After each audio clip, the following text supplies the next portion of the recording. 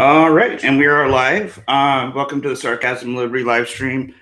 I did want to say I apologize for the delay. We're still trying to get some things set up.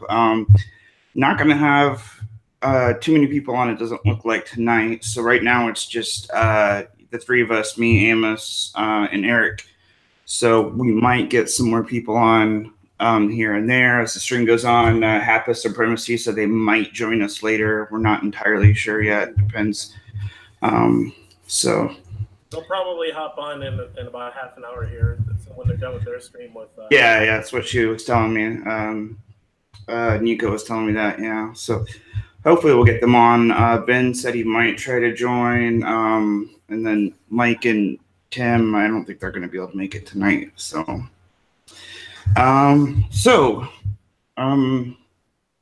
the whole I'm gonna have to still work on getting some stuff set up so we can go over those polls. First, I do want to mention just the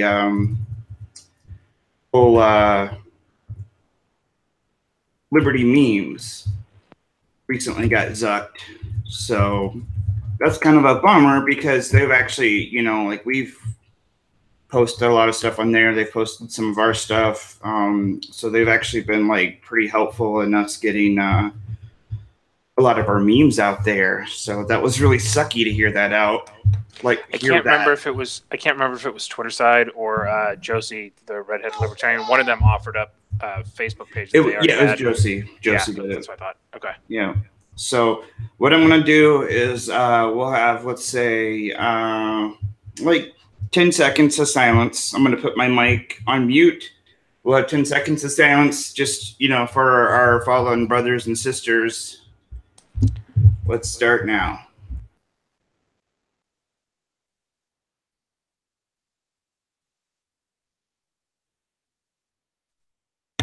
Okay, that's probably good enough. That's all they need. And then... Where's my freaking zucchini? Yeah, one sec. For everybody, from, shout out to... Just want to say, real quick, fuck censorship. This is, you know who you are, zucchini, and you suck. So, agreed. Yeah, it's just ridiculous that's even happening. Yeah, Pat said he might try to. Yeah, and hit everybody watching. Hit F, pay your respects. So. Man, let me get out of this crazy weird thing. I love the infinite loops. Those are great. Yeah, right. It's nuts. Open a screen and. One of these days, Josh, I'm going to show you how to properly use Google Hangouts so you're not showing everyone your desktop. That's fine. It's not even my desktop. It's my wife's. Yeah, I'm sure she's happy about that. She probably really wouldn't care. I don't think she has anything. I mean, if I showed her actual desktop, there's like a ton of notes and stuff on there. So, but yeah, I'm not going to do that. But so we're going to pull up the there were two polls. Yeah. So the here, and I got food. I'm going to be eating here, like kind of back and forth. So the first poll was about if you could pick just one type of taxation to eliminate, which one would you choose? So what I wanted to do was be like, kind of get this idea of like, what do people feel is the worst of the worst, Now, obviously, I couldn't do every single type of taxation, so I had to pick four. The four options were, here, you know what? I'll do another screen share just so. I got it. Oh, you got it? Right here. You got the pull up? Okay. Well, Amos, since you got it up, why don't you read through it, the options? So basically, yeah. If you could eliminate one type of tax, obviously taxation is, it's all theft, but coming in at first place was income tax. Second place was property tax, estate/gift tax. So basically, any gifts, I think it's above $13,000 or $14,000, or the estate tax, basically inheriting money, and then sales tax being just all your transactions, your typical state and federal. State sales tax. So depending upon your state or your region, there's differences on that. So So for the three of us here, those are the options. And hey, you shut it. I'm gonna talk with all kinds of food in my mouth. No, I'm gonna try not to. I promise. Now I will start, and then Eric, you can go, and then Amos, you go. Guys in the chat, ladies and gentlemen, you let us know too. For this first poll, what is your choice? For me, out of those four, if I could just pick one. And here's the thing: it's very hard for me to choose between property and income because I really hate the both of them. Personally, like if I had to choose, I would personally probably go with property because it drives me nuts that the government can kick you off your own land, for like land that you own. Like it's the only time where rent is actually theft. Yeah. So that's like, and it's hard for you to make that decision because property tax is so bad. So, that would be my decision. And that's why it drives me nuts that, you have to pay to live on land that you own. It's ridiculous. So, I promise guys in the chat, go ahead and get your answers in, and then we will, come back to them as soon as each of us give our own answers. So, Eric, you can go next, and as soon as you're done, let Amos know, and then he can go. All right. I'm going to start by apologizing in advance for any background noise. The little monster decided she doesn't want to go to sleep yet. That's her. Second, is there a way for me to see the chat since I'm kind of new to this? I can't see it on my end. Is there a way for me to see that while we're going, or no? Do you just have Yeah, like you can pull up a separate window. What I usually do. I'll do it on my phone. That's easy. Yeah. Okay. Yeah. Just make sure you have the volume off. Yeah. Well, no worries. mute it on that so you only see the chat. Yeah. No big deal. Okay. So, as I kind of established the other night, I like first principles. First principles, self-ownership, right? Like if you don't own yourself, libertarianism means zero. Now, I kind of think libertarianism in its modern form means nothing to begin with. It's such a broadly defined term as to not really mean anything. But I think basically everybody that uses the word libertarian can agree ownership, property rights, self-ownership is where you start. Do you have there sounds like there's an echo. So he just fixed it. He just muted. It wasn't me. It was Tim. Anyway, so obviously property tax is the problem. If you don't own your land, you don't own the product of that land, you don't own the labor that comes off that land, you don't own anything about anything. It's a serious problem. Now, all taxation is theft. We've stipulated that. Income tax is, like Josh said, just as bad or maybe worse. I could see an argument for that. I kind of disagree. Here's why. I'm an anarchist. I'm all for not paying taxes any way you possibly can within the bounds of the rules so you don't, like, if you lose bad enough that you can't keep playing the game, that's a problem. So I love the principles of Irwin Schiff and the tax protests, but he spent his entire life basically in jail and he died in prison. It's an awful way to end. And so don't do that. And I'm not advocating anybody do anything illegal. But if you have income taxes are on U.S. fiat. They're on dollars. So if you earn in anything other than fiat, gold, silver, barter, Bitcoin, totally different set of taxes apply to some of those things. Some taxes don't apply to any of those things. Reporting those things is all up in the air. The estate tax and death tax, all that stuff's avoidable through living trust. There's all kinds of loopholes because the wealthy people at the top of the chain don't want to pay those things either. They want to leave their money for the people below them. And then the fourth one was sales tax. Again, sales tax is avoidable. Don't buy stuff in a way that incurs sales tax. Buy pre-owned, build your own, whatever that looks like. Property taxes, if you don't pay them, eventually men with guns and, in theory, if you're enough of a pain in the ass, tanks will come haul you off your land. Ask the Bundys, ask the Ruby Ridge crowd, ask the guys that were at Waco. If you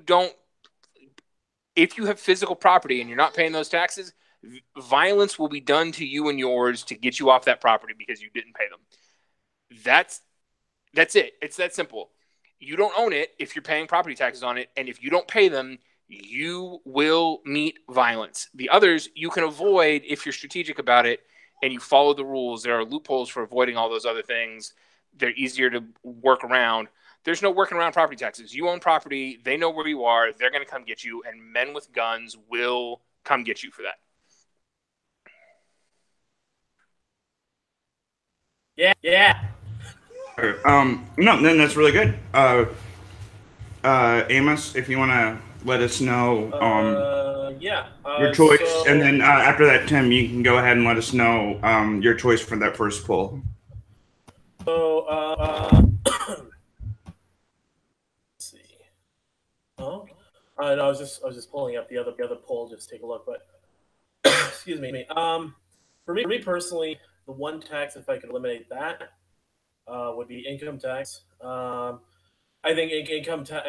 I understand the argument behind property tax, and I don't know if it's just me, but I'm getting this weird like double like it. Like I don't know, it's this kind of weird echoing. Try it again. Echoing still. All right, I think you're good now. Yeah. Okay. Am I still echoing right now? Yeah. It's like every time you say something, we hear it like again immediately afterwards. Hello. I think the sound is coming from both your chins. Oh. Whoa. Tim. Wow. I think it's Paleo. It's coming through Paleo's thing because. Yeah. Okay. Try. He's got his. I'm talking now. Can you guys hear me? Yeah. Try it now. Hello. You guys hear me? Yeah, I can hear you. Yeah, that's not the problem. It's just we could hear you like twice as much. It's weird. Well, how about everybody turn your mics off except for Amos? See if that helps. Well, everyone's got a cuff as far as I know. I'm hearing something in the background too, which is weird. Am I still sounding good? I think you're fine now. Go ahead and try again. Okay. so basically, income tax, because as much as I can understand behind property taxes affect those who. Well, it does affect those. Yeah, I understand. Property tax doesn't quite affect so much as people who are maybe living with their parents or living or renting. Renting. I mean, yes, there is tax. Like if you guys know what like a CRE, a certificate of paid, you can file for a tax return through that. It's considered a property tax return. But overall, more people are affected by income tax, and because any job you're working that's quote unquote on the books, you have to pay taxes on it. Whether or not you're actually getting a return or anything, I think it doesn't matter. It's stupid that not only is it everyone gets it in a substantial amount of anywhere between the basic. Oh, I don't know. I don't remember the exact tax brackets, but the basic idea that as you make money, that you have to pay more taxes, for the tax rates, all that. It's just stupid. So yeah. I mean, income tax basically is because it affects the most people. Property tax affects everyone quite as equally. So. Okay. Makes sense.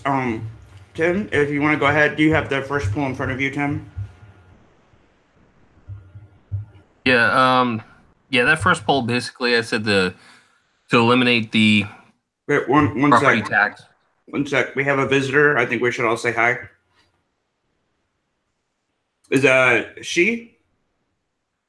What's her name? Her name Intruder. is Liberty. Liberty. Yeah, go nice. Figure. Do you call her Libby or? We call her Birdie. Okay. Can you say hi? Hi, sweetie. Can you say hi? Say I should be asleep, but I won't do it. Well, we'll let Tim go, and then she can let us know which taxation she thinks is most theft. Now we'll we'll have Tim go, and like I said, we'll let him tell us what his option was, and then before we go into the second poll, we're going to go to the chat and talk about what everybody's options. So in the chat, if you haven't already for the first poll, let us know what you choose. Between that first poll, I have the link in the chat, so go check it out, and then get your an explanation of why you picked what you picked too, and we'll discuss everybody's one at a time. So go ahead, Tim. Okay, well, in the poll I picked property tax should be eliminated because it's a tax that you basically pay forever. It's never ending. Every other tax is a one-time tax. Your income tax, you get taxed once on it. Sales tax is a one-time tax, but the property tax just goes on and on and on. And not only that, but it's not consistent either. It fluctuates from year to year. And if you don't pay it, then government seizes your land. So you never really own that piece of property. So that's where I stand on that. I think the property tax should be one of those things where you can voluntarily pick where you want your money to go. And I mean, even if it was a fixed amount that your local government is going to take from you every year, you should be able to decide where that tax money is going. So let's say that you don't want to fund your local school because you don't have children, and you'd rather have that money go to, I don't know, like a local park or your local library. To me, that makes more sense because you shouldn't have to be forced to pay things that you're never going to use and you have absolutely no benefit from. And that's not being greedy or being selfish, but that is allocating your own funds in a way that you see more feasible for you and what's better for you and maybe better for your family. Okay, no, that's a great point. So I will ask before we turn over to the chat for the first poll. Does anybody else have something that they want to kind of add on to their what they were discussing real quick? So we have established that taxation is theft, right? Like everybody agrees at that point? Yes. As far as I know, I don't think anybody's arguing that yet. Oh, see, part of why I was interested in doing this live stream was I got in a fight with somebody on Twitter that I don't know if you saw or not. No, actually, what I want to do is after we go over the polls, I definitely want to go into the taxation is theft argument specifically. So okay, I'll put that on. I'll put a pin in that. No problem. Perfect. So real quick before we dive too much into it, there is Kitty Testa says, Eric, I agree that property tax is inescapable. I just don't want anyone watching to think that getting paid in Bitcoin would allow them an out on taxes. So legally, no, right? Although I will say Bitcoin is not subject to income taxation. It's capital gains. And the way capital gains works is you mark your value the day you get the Bitcoin, and then you mark the value the day you sell the Bitcoin, and you pay the taxes on the difference. So two things that are beneficial about that over property taxes. First is you get to decide what the value is. Now, because Bitcoin has gotten more popular and it's under more scrutiny, there's going to be a reasonable, eventually, the financial wizards at the FBI will be able to track everything backwards and figure out when you bought it and what the value on that day was. Meanwhile, there's a ton of things that you can do once you have the Bitcoin to move it, spread it out, put it back, not in Bitcoin, in altcoins or through Shapeshift or through a number of other technologies that make it much more complicated to figure out what you actually did with it. The other piece is if you never go back to Bitcoin, or if you never go back from Bitcoin to US dollars, you don't have any incurred profit and you pay no capital gains. So I'm not saying, hey, get paid in Bitcoin and don't file your income taxes. that will land you in jail. What I am saying is, if you're smart about it and you get paid in Bitcoin, you don't legally have a tax obligation if you do it right. Now, that involves making sure you do it right, because if you don't, again, men with guns from the Department of Making You Sad will come to your house and fuck your life up. So don't do that part of it. Yeah. But if you get paid in Bitcoin and the Bitcoin never comes back to US dollars, or you get paid in dollars and you move it into Bitcoin as an investment and you never cash out the Bitcoin, you've incurred no taxes. And that's legal. Okay. Kitty, let me know if that answered or if that response satisfied your comment. And if it didn't and you have more to go on there, let me know. We'll come back to it.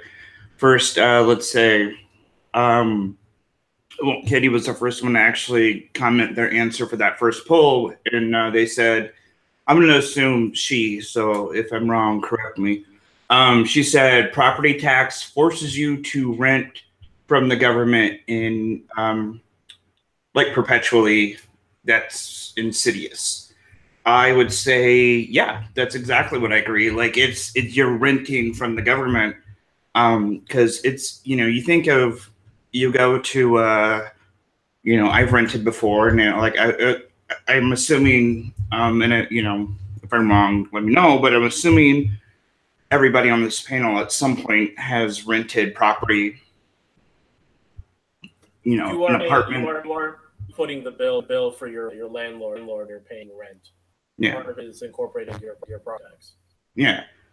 So it's like, having rented both an apartment and a house, I'm paying them money to stay there. And then if I didn't pay my rent, I got kicked out. Now, the government, they say, yes, you own this land. You have to pay property taxes. And if you don't pay your property taxes, men with guns come and they take you off of the property that you supposedly own. It's just, essentially you're renting the land that you own from the government. And yeah, like I think insidious is a good way to phrase that, because it's very, it's kind of evil in a way. It's just like you're forced to just to be able to live, constantly paying the government money. Like there's just no way out of it. It's insane. It actually goes deeper than that on the property tax thing versus renting. Yeah, let's hear what you guys say. So I'm renting now. I've owned 3 primary residences and 7 total rental units over the course of the last 5 years. Here's the reality of paying your landlord's property taxes. If you don't pay your rent and the landlord doesn't pay his property taxes, or you do pay your rent and the landlord doesn't pay his property taxes, he's going to get foreclosed on by the state at some point, and you're going to be out of a house. Whether you're renting or you're owning, the property tax man is going to get that house and you will get evicted. So it's more damaging even than just, you need to pay those because the landlord will lose his property. If you're renting and the state forecloses on that and they don't do it's a little bit less likely in an apartment situation where they're going to do an auction and somebody's going to buy that apartment before everybody gets evicted. But if you're renting a house and the landlord gets foreclosed on for property taxes, you're out. They're clearing the house out and your lease is void. So it's worse than what you think it is. No, that's a great point to bring up. Let's see. Let's go into the next vote, which was from Jeremy Duffy. The reason I chose income tax was because it's what gives power to the state. It's what funds the wars. Property tax was a close second. So it's an interesting point, because a lot of what we've talked about so far was more of how the taxes affect us as a person. What Jeremy brings up is, shut the hell up, Kat. Sorry. What the point Jeremy brings up is, their decision was more about what their taxes actually fund and the effect it has on, the state as a whole, and even bringing up war, it's not even just our state; it's the entire world, essentially. If we're talking about what funds wars and stuff, so that's a good point to bring up. And I'll turn that over to the panel if you guys want to comment on that. So, I think that's an interesting point in that income taxes are federal and they fund the empire. It's an interesting point. Whereas property taxes tend to be local, state and county state at the worst, county at best, school districts and all that crap. So it's a little bit less damaging directly, I would say. Although I will point out that the personal income tax doesn't actually fund anything. It pays the debt. It pays the debt payments on U.S. dollars. It pays the interest payments. So that's what the income tax covers. It covers the interest payments. Okay. Which in fairness is how you fund wars. Is they borrow all of it anyway. It's all fake. So if you're continuing to pay the interest payments through income taxation, that's pretty bad. Now we also stipulated that all this crap is super bad to begin with. So Tim or Amos, do either of you want to add on to that, or are you good? Well, statistically, right now, 45% of income earners in this country don't pay any federal income tax. But you have to consider that that's after tax refunds. Mm-hmm. So basically, 45% of Americans right now give the government a short-term loan, and then they get their money back when they file their income tax. And I think it's somewhere between 1% and 2% actually pay a negative income tax, which means they get more back when they file for their income tax return than they actually pay into the system.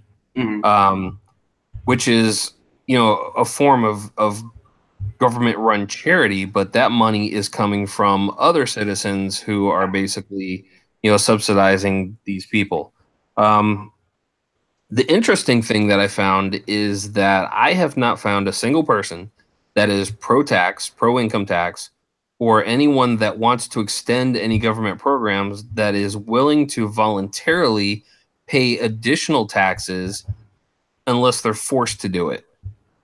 So when you see people that are like very pro-socialism and the Bernie Sanders supporters, they want higher taxes in order to get more quote unquote free stuff, but I don't ever see anyone saying, yay, I just wrote a check to the government for an extra $100 because I'm putting this money towards these great public schools that we have in our area and Department of Education, which is doing such a great job. Whereas I have argued many times that the Department of Education needs to be dissolved because it's a complete waste. And since the Department of Education has been more intrusive into standardized testing and imposing more regulations on schools, then our public school system is just gone, into the toilet. And whereas the U.S. schools used to be ranked among some of the best in the world, worldwide, our students right now are ranking something like 17th or 18th. And then you have other countries like South Korea where they have a completely different model when it comes to schooling. And their students are ranking among some of the best in the world. And they have teachers there that are actually making, 6-7 figures, which in this country is just unheard of. You don't have any teachers making $1 million a year here, but you can have that in some other places because they're more competitive. And I think that is one thing that we need to understand is that when our taxes are used for whatever it is, whatever government program they say that they're going to be used for, there's always a private sector response to that or alternative to that that would be more efficient, that would cost less and give better results. And I think that we need to realize that there are better solutions than just whatever a government agency says it's going to do for you. Right now there's a growing number of people that want universal health care in this country. And that's a huge mistake. I can point to any country that has universal health care and tell you what the problems are and why we shouldn't do it. But when you have people that are under the impression that things should be free, and they don't understand how they're funded, and they don't understand what these things cost, it creates huge problems. And I think that that's part of the problem that we have with people that are very, very pro tax, is that they don't understand the overall cost. They don't understand the long-term cost of these things, and they don't understand that there are alternatives that may work better. And actually, not may, but do work better in every case. Yeah, I think too. Like, I think we could pick up some more onto that when we get into more like past the polls and start talking more about like how taxation is theft and like things like that. Now, real quick, hopefully, one sec. Want to move on to the next poll yet? Yeah, just I got a message. Happy Supremacy, they are going to be joining us. They said it in a few minutes. So, Okay. now, real quick, I would say, there was one more. Okay, here it is. Pat Sullivan. His choice was property. Excuse me, that's what he voted for, and he said his reasoning was he's a big John Locke guy, and property trumps all. Excuse me. So, Right. yeah. So Jason says Amos sounds like Jimmy 2 times. Still? Yeah. It's gotten a little bit better, but yeah, that was pretty funny. Yeah, I unplugged Mike. I rejoined it, so I think I'm good. Yeah. I never had It problems just with yeah, it. like whenever you say something, it like repeats immediately after it. It's really weird sounding. I'm telling you, this never happens when we record Shitlord Preachers. It's something on your guys. Oh, you're blaming me then. Fucker. All right. Okay, so what I'm going to do now is we'll talk about the other poll. So yeah, I'm going to all right. So I'm gonna just real quick to the chat. How stoned am I? I'm actually not stoned at all right now. I'm just very fucking tired, like really, really tired. So my wife actually, she calls it sleep drunk. When I'm like really, really tired, I sound incredibly like messed up on drugs or super, super drunk. Right. So, but yeah, I always look like I'm stoned. Now, I posted in the chat a link to the poll that Amos is about to talk about. Are you guys screen sharing on then? Yeah, I got it. Right. All right, so go ahead. Well, actually, no offense, Amos, but I think somebody else should probably read the poll. Because you sound so echoey. You're still there? Does this sound better? What's that? I'm like closer to the microphone now. Does this sound any better? A little bit. Yeah. Okay, go ahead. Try now. If you pick one form of taxation to remain, could get rid of the rest. Which one would you choose to stay? Basically, the inverse of the poll. Coming in at first place. You're staticky now too. Staticky. Yeah. It's not just me, right? Everybody else can hear it. Like, okay. Yeah, I can hear it. So here, I'll go ahead and I'll go ahead and read this one real quick. And then, so like he just said, this is basically like the first poll is just the inverse of it. Instead of if you got to pick one tax that would go, this is imagine we are getting rid of all the other taxes, but you had to keep just one. So here it's the exact same options actually, like the exact same. So the options were sales tax, income tax, estate/gift tax, and property tax. Now this one was like a landslide. I will go from bottom to top. So coming in last was estate/gift tax, only got 8%. Then property tax only got 11%. Income tax got 15%, and sales tax got 66%. Now, I will say on this, some people did get confused and admitted that they accidentally pressed income or property tax. So the numbers for property and income tax are actually probably higher than what they meant to be. And this is over 2,000 votes too, though. So like, I don't know how much. No, that in 2,000 votes, a large enough sample size, I shouldn't see that big of a deal. Yeah. So So okay, there's the results. I put the link in the should be in our chat, and it's also in the main chat so everybody can see it. So go ahead and everybody gets a chance to go look at. Jesus, what the hell is my computer doing now? Go ahead and look at that. Make sure you got it all figured out what your options and stuff are. If you, why is it still?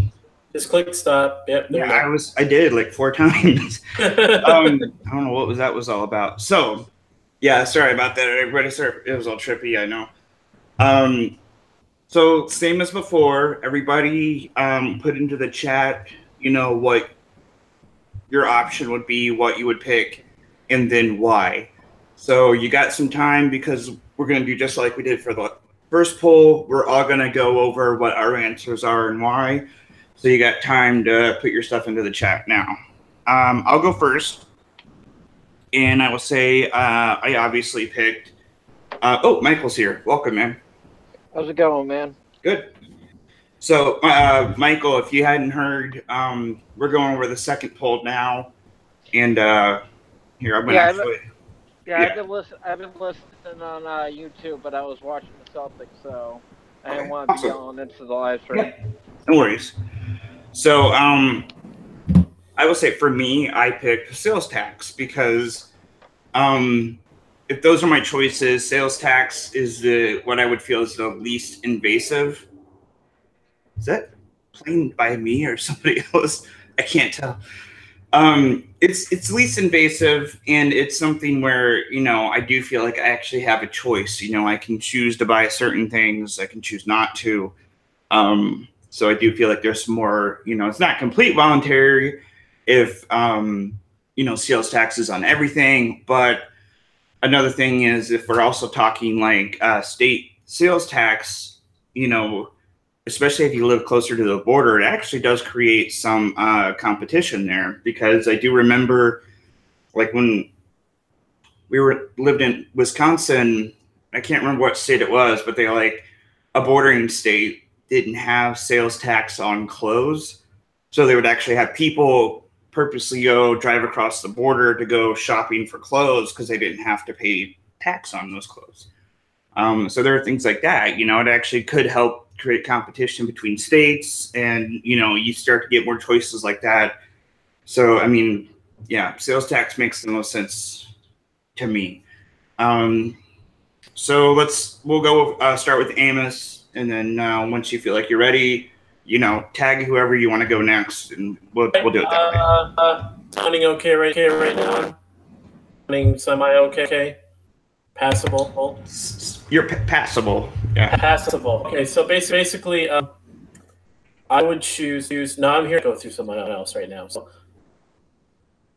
yeah, that's weird. Basically, I would choose sales tax because I think, if the economy is doing well, I'm going to spend money, and if people are spending money, the tax would go to the government. If people are spending money and we're not doing well in the economy, the government will suffer. It's I guess it kind of just addresses that kind of an even equal. Yes, the state is still the state. I'm prefacing all this, but if there could be some equal footing between us and the state, I think tax kind of just says if we're doing well, the government gets more money. If we're not doing well, the government doesn't get as much money. If that makes any sense to you guys. That's just a very baseline. There's other factors that I could go in, like angles to tie. By that's the most quote unquote fair if I had to choose. We're still owning the property. We're not paying the property tax. We're still being able to inherit, give people money, and of course the what was the other one? We own our labor. It's just the transaction between us will determine the government gets me. So, a booming economy would be if the government funding. So, But let's go to Pat next, since just joined. Pat, we're going through the second poll for like what would choose for income. No, for the taxes, if we had to choose one to keep, what would you choose? And we're taking it to you. So then, Are you really gonna do that? No, why not? Oh, hey, real quick. Hapa Supremacy. Hello. Shane and Nico, welcome. Now, Pat, you had a chance to actually give us your choice in the chat. So, real quick, I want to bounce back to the first poll, where Shane and Nico each get a chance, and then to Pat. Yeah, then we'll go to Pat. So Shane and Nico, the first poll we were talking about was the if you got to pick one specific tax to get rid of, which tax would you get rid of? And the choices were income, property, sales, or estate/gift tax. So if you got to pick one of those that you could get rid of, and then I want to hear from both of you too, and then like which one would you pick, and then why? Which one to get rid of? Mm-hmm. If you can only pick one. Income tax. Okay, that was actually what won too. Damn right. Yeah. The reason why is because that directly impacts me because I don't own any property, and I feel like sales tax. Tax though. What? Both of you do through your landlord. Well, whatever. I already pay we pay way too much for rent anyway. The rent is too damn high. I thought women were unable to own property in the United States. Yeah. How dare you? What do you think? Women are able to own property. Dare you, father? Shane, would you pick the same income tax as well? For which one to get rid of? Well, I was going to say Shane, if you would pick income tax as well, and then we're going to go back to the poll we were just talking about a second ago. What would you? I think I would pick income tax, but sales tax has a really good. To get rid of sales tax? I don't know. The thing with sales tax though is like you're going to buy something and it's already added on to there, so you're kind of consenting to buy it. But with rent, or not with rent, with income. The reason I would say sales tax though is because it's not just a one-time thing.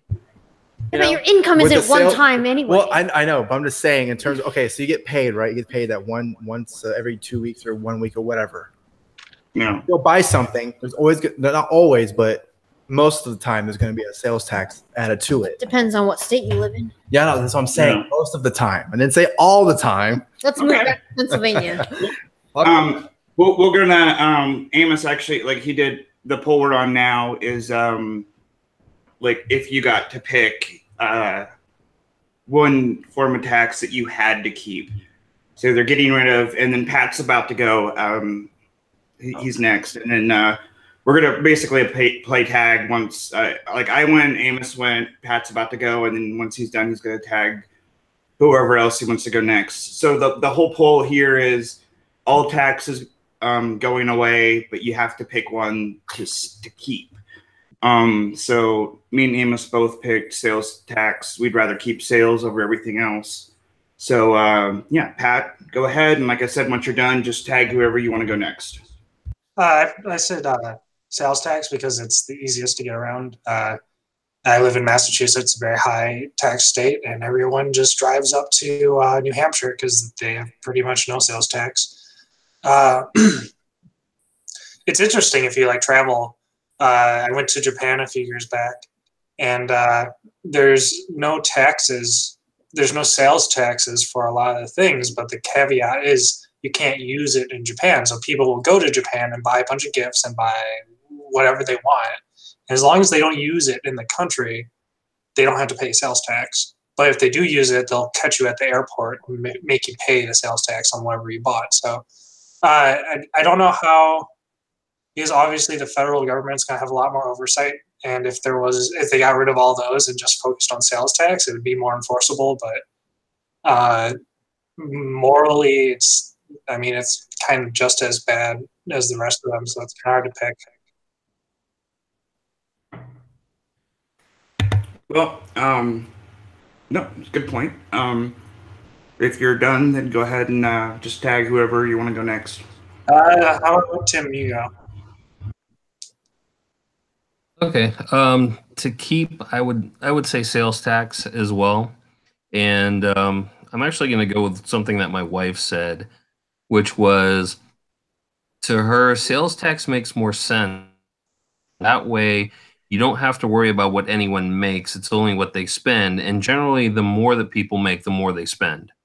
So, I mean, if you think about it for a second, that people that make more money generally will buy more expensive cars, so they're going to be paying more sales tax there.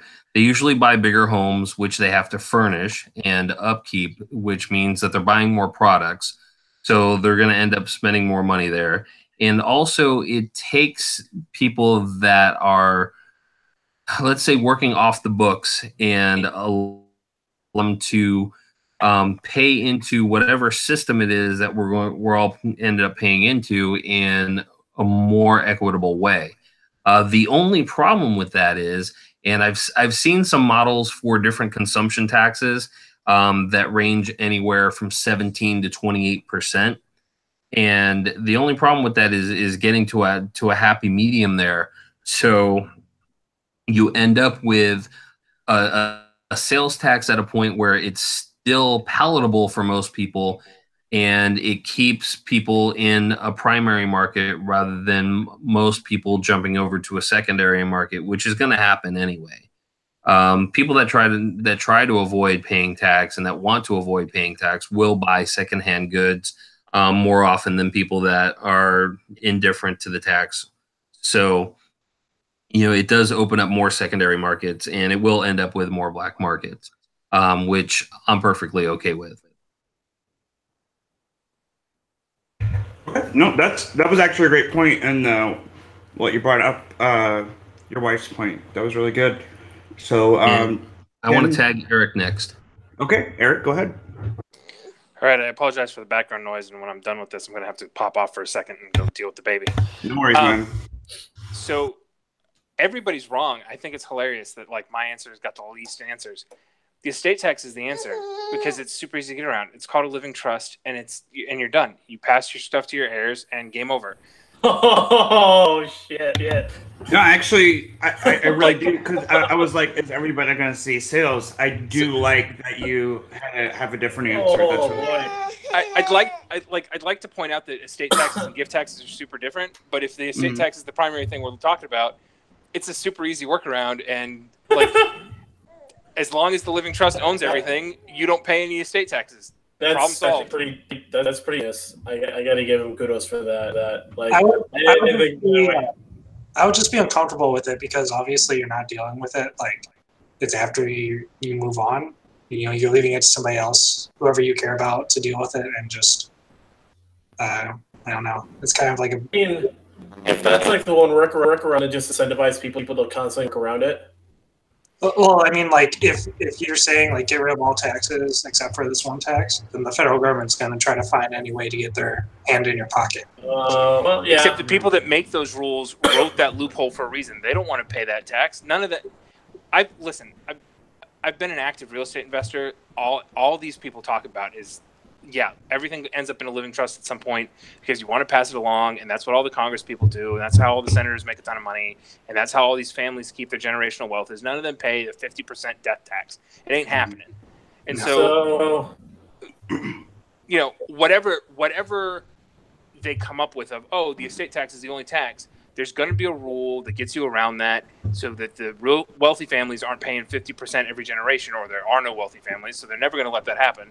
So if you only pick the estate tax, the only trick is play the game by their rules and don't lose half your ass every time somebody dies. No, I'm actually really happy you had a different answer than everybody else so far. It was good to hear. Are you going to... I'll be right back. Okay. Yeah. Well, Eric, real quick, first I'm going to say, tag... Oh, no, I'm not. I'm literally just going to go, change her and put her down, and I'll be right back. But tag someone else. Yeah, just tag who's going to go next. And then also, Liberty, thank you for joining us. Say bye. I think I'm the last from Maine, and you kind of stole my thunder with the estate tax and kind Well, of in that case, reasoning. Michael, go for it. In that case, Michael, like you said, Round our reasoning off. Yeah, go ahead. Yeah, but I guess like before today, I really didn't think about the estate tax, so I'm guessing that's going to be the one that affects me last, because sales tax every time I go to the store, and also the thing with sales tax is it inflates everything. It inflates the cost of products. It increases the cost of labor, because you have to pay the person behind the clerk and all that other stuff. So it just adds on to the ongoing cost of living that the government puts upon us.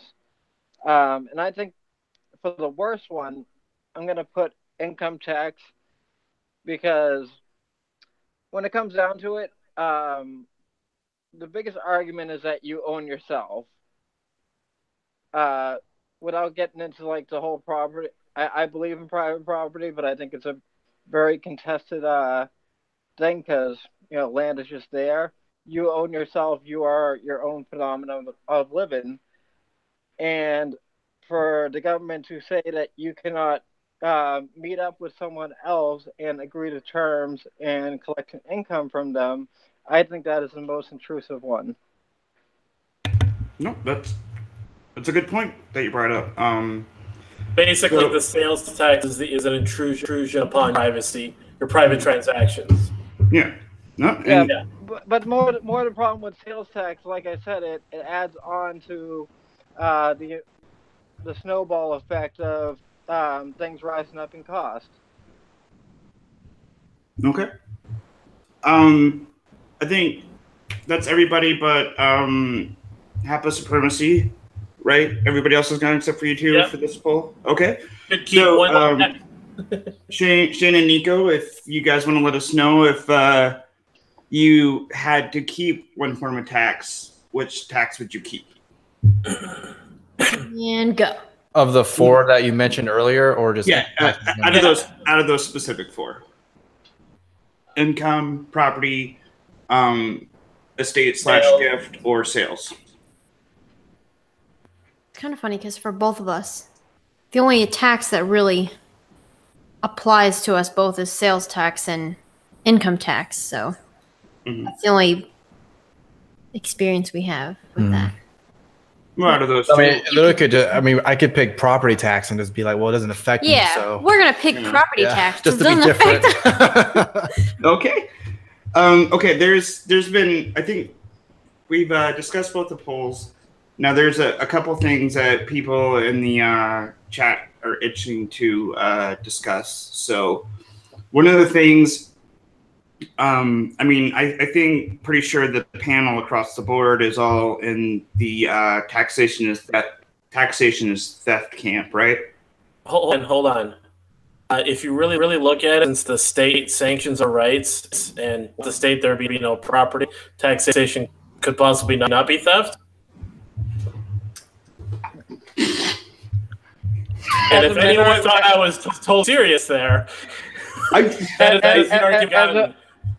As a minarchist, I think taxation is inevitable in small doses, but I still think it's theft by definition. Right. The sales tax, if you just had a 1% tax on all sales, I mean, yes, it's still tax, but that's like small. Thinking that's like the smallest that would really, fund a really, really small government. Boomstick is in the chat now too. Okay, so something people have been bringing up in the chat is flat tax. So I will, if somebody wants to kind of jump in an argument for or against flat tax to kind of kick this discussion off, and we'll go from there. Amos, you got your hand up. Go ahead. Can I talk, teacher? No. I mean, when we were talking about what tax would you want to eliminate, I'd say income tax, because of the income tax system we have. It is decentivizing the idea of making more money. You want people to make more money, because when they make more money, they do better. They invest more money. So if you look at, I mean, tax code, I've heard it explained basically when you look at the beginning of our tax code was only like 5 pages long. And pretty much the idea was every page added on afterwards was just more exemptions, more loopholes to create more ways for people to get out of paying taxes, or how to like pay more taxes. It was just more tax code on more tax code. We went from 5 pages to what, like 70,000 pages. Yeah, it's something ridiculous. I have family members that are accountants. I tend to hear about tax code all the time. It's constantly changing year to year. But yeah, being in the States, progressive taxes basically goes up quite. One of the first times I really had a good grasp on what my income tax return was going to look like.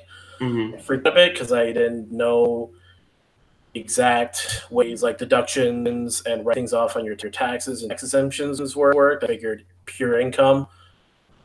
So I was actually between tax brackets, and I was like the low end of the next tax bracket, and I had to pay this ridiculous amount of taxes, which I didn't like.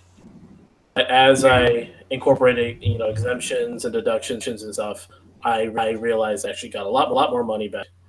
And yeah, flat tax to eliminate that because everyone is paying.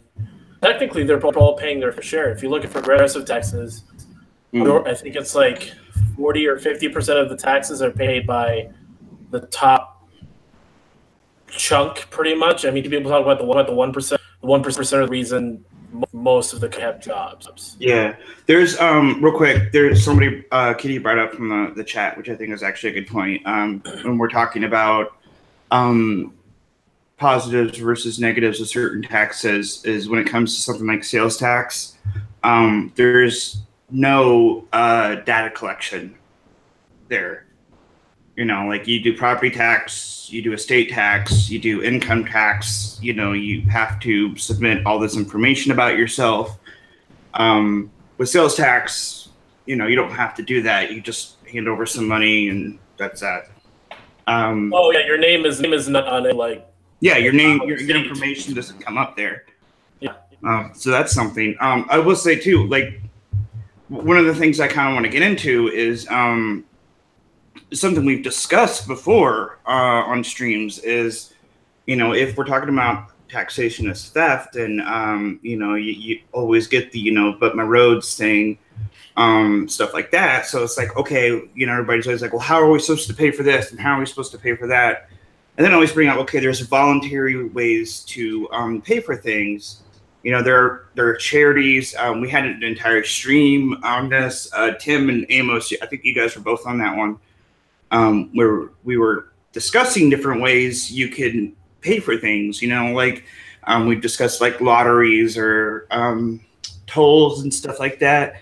So something I would like to do is, kind of go through everybody on the panel and see if, say,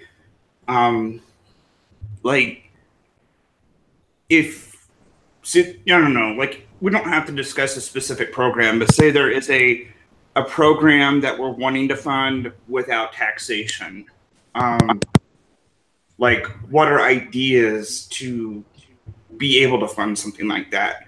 Like, from, everybody on the panel, if everybody was able to chip in, like, one idea, I'd be interested to hear, like, and like what we should privatize? Not necessarily privatize.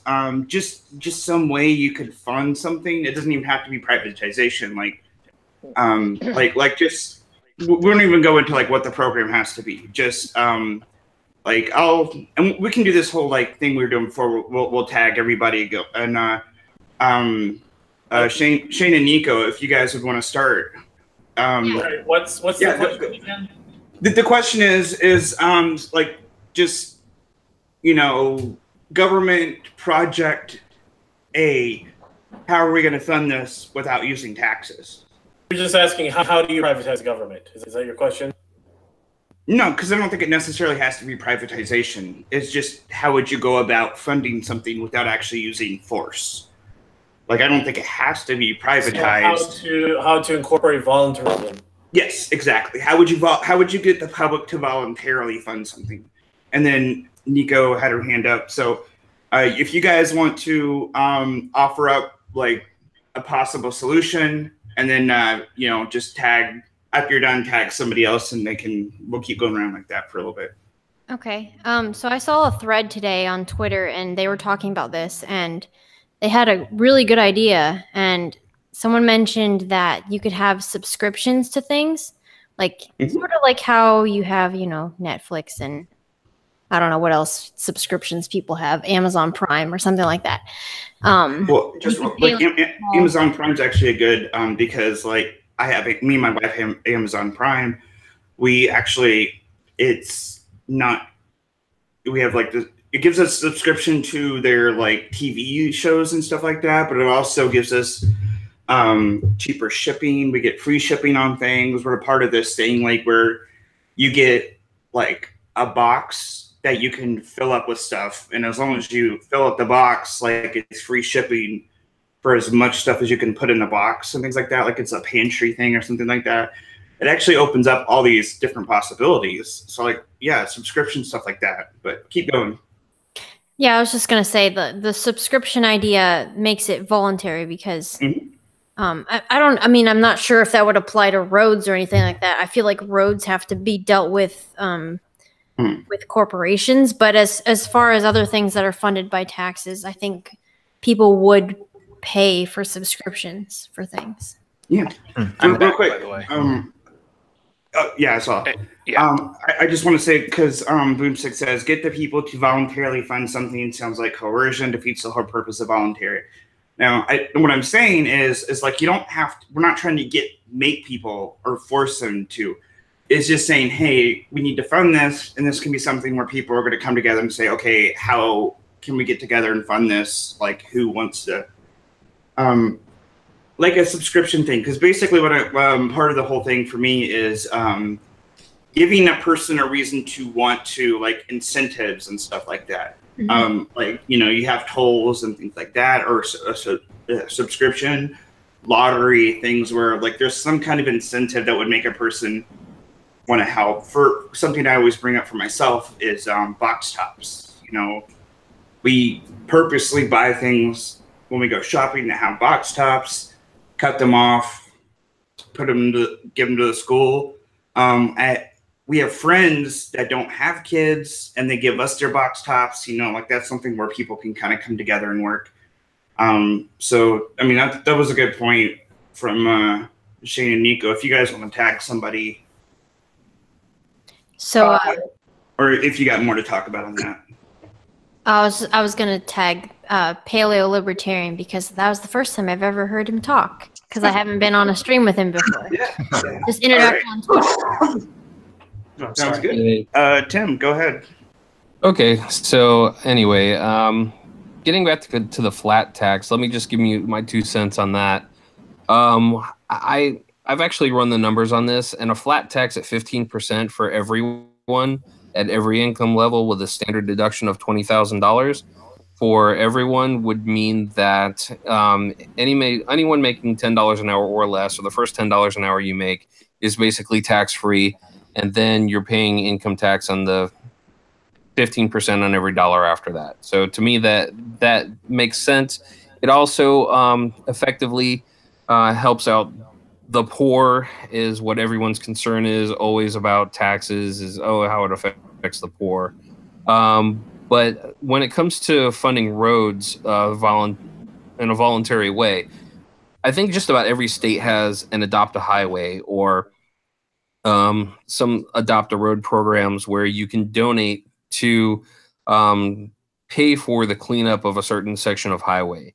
Larry Sharp has a great idea of naming different structures, bridges, and tunnels, and you could put up a corporate logo, a corporate sign saying, "Hey, look, the Amos family has donated to take care of the next 2 miles of this highway." And I picked 2 miles because everything that you say is coming out of your mouth twice. So, 2 miles, the next 2 miles of this highway is taken care of by the Amos family. Or you look at and yeah, I've worked in healthcare for more than 20 years now, and what I would think would make a lot of sense is to just not have any healthcare facility pay any property tax. So that way, these healthcare facilities save hundreds of thousands of dollars. So that way, they can provide care to people at low or no cost because of the fact that they're not shipping that money right into the local government. And it just doesn't make any sense for local governments to take money from hospitals in the way of property taxes and fund it right back into those hospitals for local healthcare programs. Yeah. Real quick, somebody, because when you were talking about the road, saying this family or this company can help fund like part of the road. Somebody said, putting up ads along the road, like this company is saying, like, here, we'll take care of this part of the road, and then we get to put up these billboards and ads promoting this and that, something like that.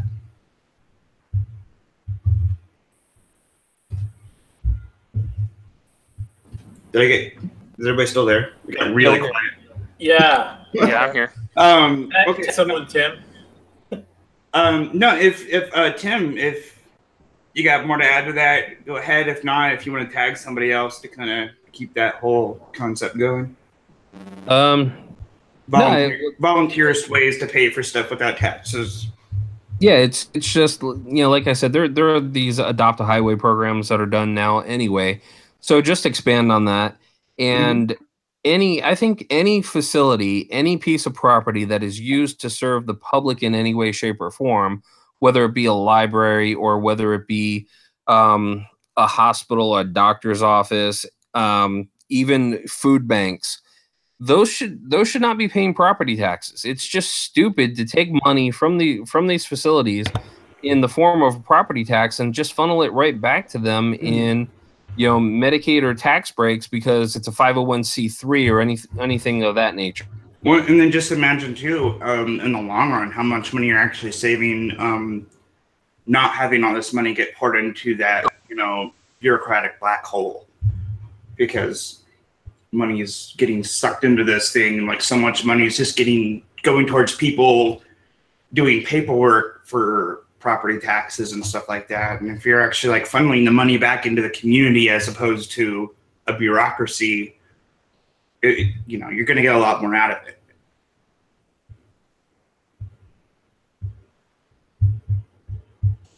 It keeps getting really quiet. It's freaking me out. Okay. Awkward silences. He was muting himself. Did you want to tag someone or Tim? Yeah, Tim, if you want to tag somebody else, we can kind of keep going on about this whole let me tag Mike on that. You there, Michael? Okay. All right. So refresh me on the actual full question again. It's just like volunteerist ways we could fund public works, like roads or different things like that.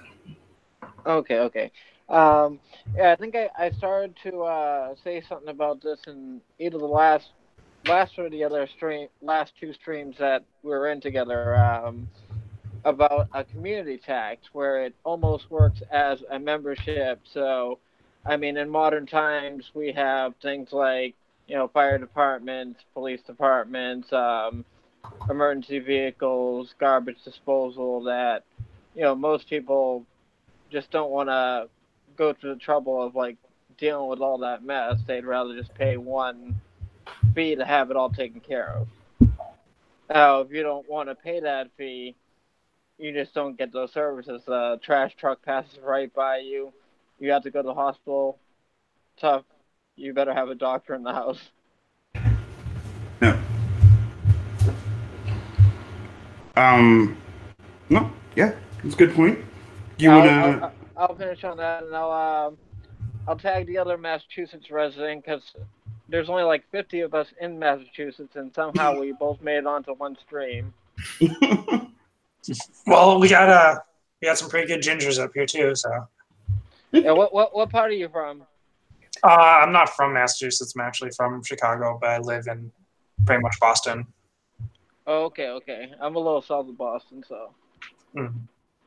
Well, I'm not actually libertarian. That's my dirty secret. I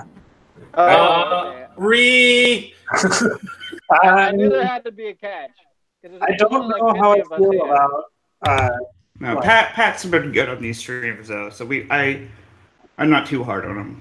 There's a lot of implications and factors that just taking out taxation in a lot of ways. Like I think back to like the Articles of Confederation weren't successful because the government didn't have any way to raise money, and all the anarchists are like, great, we don't want a government or whatever. But if we did it in the modern age, I would probably desire a flat tax, but I would also desire a program where like you have to spend X amount of money a year, like $500 in taxes a year, and I would have like the government put up like pretty much here's what you could spend your taxes on. It's you choose where your money goes to, which government program goes to, and then I would also have it to where you see exactly what the government spends it on. So you'd have the ability to see whatever receipts, or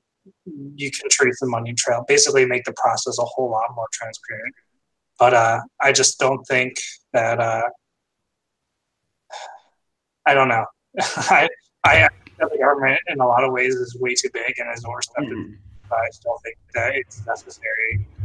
Yeah, no, and that's fine. I understand what you're saying though. Like you're talking about having a lot more transparency when it comes to taxes, right?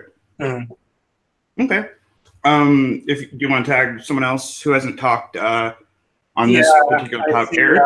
The anarchist Eric over there laughing at me, so I'll let him tear me in. No, I think Eric actually, he's probably, I mean, correct me if anybody wants to challenge him on this, but he's probably the most anarchist one here.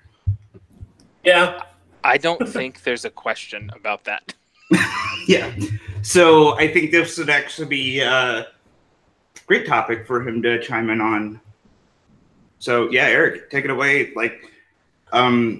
So volunteerist ways. It doesn't even have to be government stuff, just like kind of a public works thing. What would be the best way, do you think, for us to for people to kind of come together voluntarily and help fund something? It's called buying things. It's not that complicated. I don't know. So the question of how do we voluntarily pay for public utilities? Well, we voluntarily pay for public utilities already. Just because the government owns those public utilities in most places doesn't mean we're not voluntarily paying for those services. It just means there's no competition. So, I don't even see the question as far as how do we fund this? It's I would say use those things, fund those things. Yeah.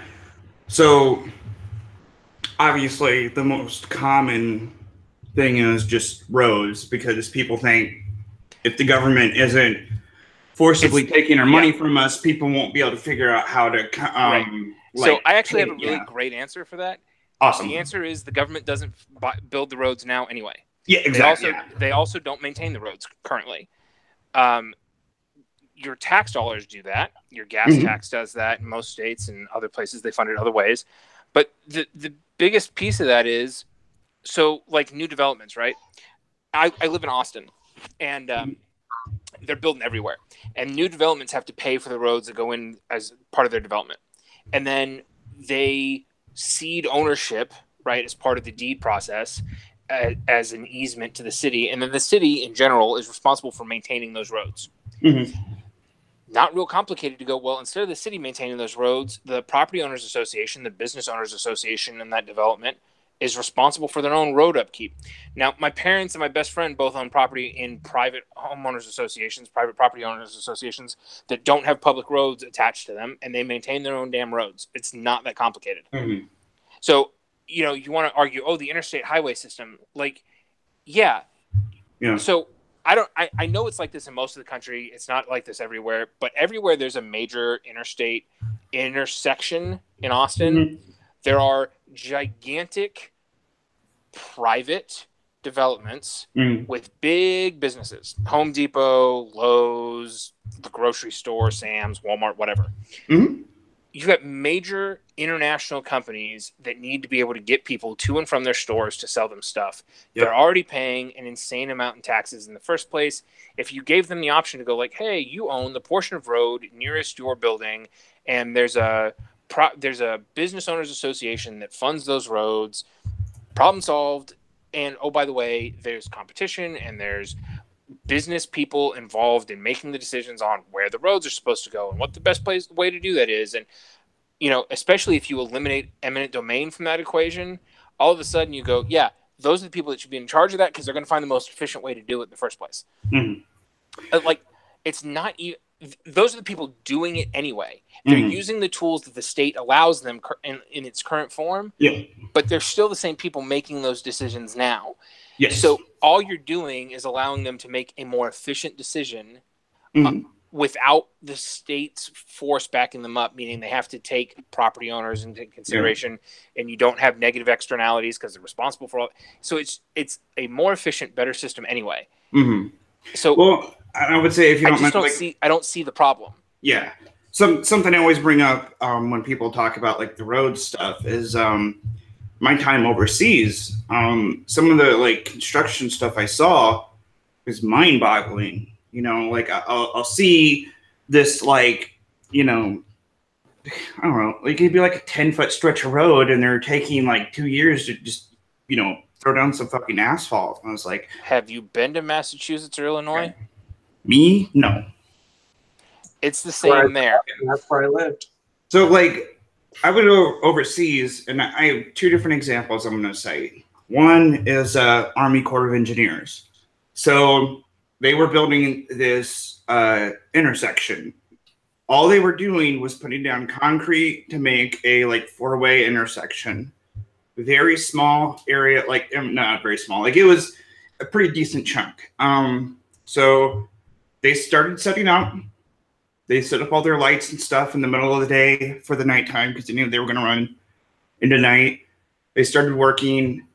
There was no halting on that project until they were done. They worked in shifts. They worked through the night. People came in. They went home, went to sleep. The next people came in. There was always people working there. They got it done in one night because they went and they worked and they got the job done. And there was no like taking, you know, like taking a day off or like, you know, only working for 6 hours. It was, you know, there was a constant flow of workers there. Overnight, they got it done. That's not even the most impressive one. Local nationals. It was some Pakistanis, Egyptians, you know, like a couple of Kuwaitis. They built a dining facility overnight. They came in and they did the same thing. They worked in shifts. They came in, they set up this dining facility, moved in all the equipment, had it, you know, did all the wiring and stuff. They had this thing up and running where people could come in and sit down and eat a meal the next day. Like, shit can get done very efficiently, you know, but... Well, that's the problem, especially with like any sort of government contract, is that there's no incentivization for projects to actually get completed. So it's just not how the government works. Yeah, and not just that. There's incentive to drag it out. Yeah, exactly. It's very counterproductive. Okay.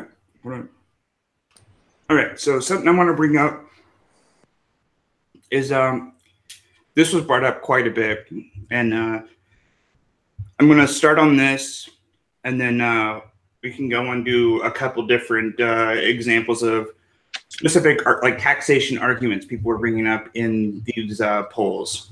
So the first one is tariffs. Now, there was somebody was like, "Oh, we could use tariffs to fund things," and somebody was like, "Well, tariffs are basically a tax." And then this person was like, "Yeah, they're basically a tax. Yeah, they just are a tax." Yeah, this person was like, "Yeah, they are a tax. The only good tax, the only tax we should have." And I'm like, "No. I'm like, that's not So this is what some people are arguing is we should use tariffs to fund like everything in the country, basically. So we can do the we can talk about that specifically, go into details about why tariffs are bad, how they, why they wouldn't work. So we can do the tag game here again. Why they wouldn't work? Why they wouldn't work or why they would work, however you feel, like whatever your personal opinion. What I want to do is go to Mike Ginger over here, since he hasn't had a chance to really talk yet, and welcome to the stream, man. Could we just clear up real quick? Doesn't hear at all, like anyone at all for a tariff? Wait, what was that? Is anyone here on the panel for a tariff at all? Yeah, that's something. If you are for a tariff, raise your hand, unless you're Tim. That's pretty much that, because I'd be pretty sure, buddy. Yeah, because I'm kind of assuming most everyone here is not for tariffs. I'm hoping I can make that assumption. That's an it depends for me. It's Yeah. not a yes or it's not a yes or no. And that's something we can kind of go into the discussion. So, Mike, if you want to kick it off, tariffs. Do you think they kind of overall yay or nay on tariffs? Do you think they can be used to overall fund the government? Do you think there are positives to it? How do you feel about those? And then when kind of give your whole thoughts on that, and then basically you can tag whoever you want to go next. Well, I'm going to say no, because the way tariffs work, we're still the ones who are going to be paying that money. I mean, regardless of how it works here, if they're getting hit with tariffs, all they're going to do is they're going to raise prices, which we have to pay for the stuff that we need to buy. So ultimately, we're still paying a tax. So I'm going to say no. Okay. You want to tag who you want to go next? Eeny, meeny, miny, mo. Amos. Tariffs. I can argue for both, but would personally choose being against tariffs because it's a tax. So I'd be against the period principle. I can understand where someone would want to impose a tariff for certain, possibly, because I was looking it up. I mean, certain classes of certain imports you could have. If you want to impose a tariff on certain dangerous materials, just in order to sway, trying to limit something to come in. For example, if there was some sort of the chemical that you don't want a lot of in your country, a government might impose tariffs to try to limit that instead of outright ban it, because it does. But that's still, you're still, anytime you're trying to, I know, Mike, there's a bit of an echo. I don't know why it is. Real quick, Amos. Unless somebody else really feels like they want to dive in on this, when you're done, I do want Eric, because he sounds like he has a different kind of point of view. After that, I would like to actually shift it to corporate welfare. Somebody was basically. So go ahead. No, just basically. That's where I see a type of lodge in it, where someone would want to control comes into their country, or trying to limit people from, buying things from them. They just don't want it to go up. So, other than that, but anytime you're trying to mess with the flow of goods and services. Yes, I know I have an echo. I can't hear it. It's been going on the whole time. So anytime you're trying to mess with the flow of goods and services in and out of your country, I just think it's a bad idea. You're messing with how the market wants to behave. So interfering with markets is not good in my opinion. But I can understand why someone would want to, for certain safety reasons or ethical reasons. So go ahead, Eric. So yeah, Right, Eric, my opinion on this might actually surprise people. So we've obviously established I'm an anarchist and I don't like any of this shit. But we're still going to talk about it. So here's my deal.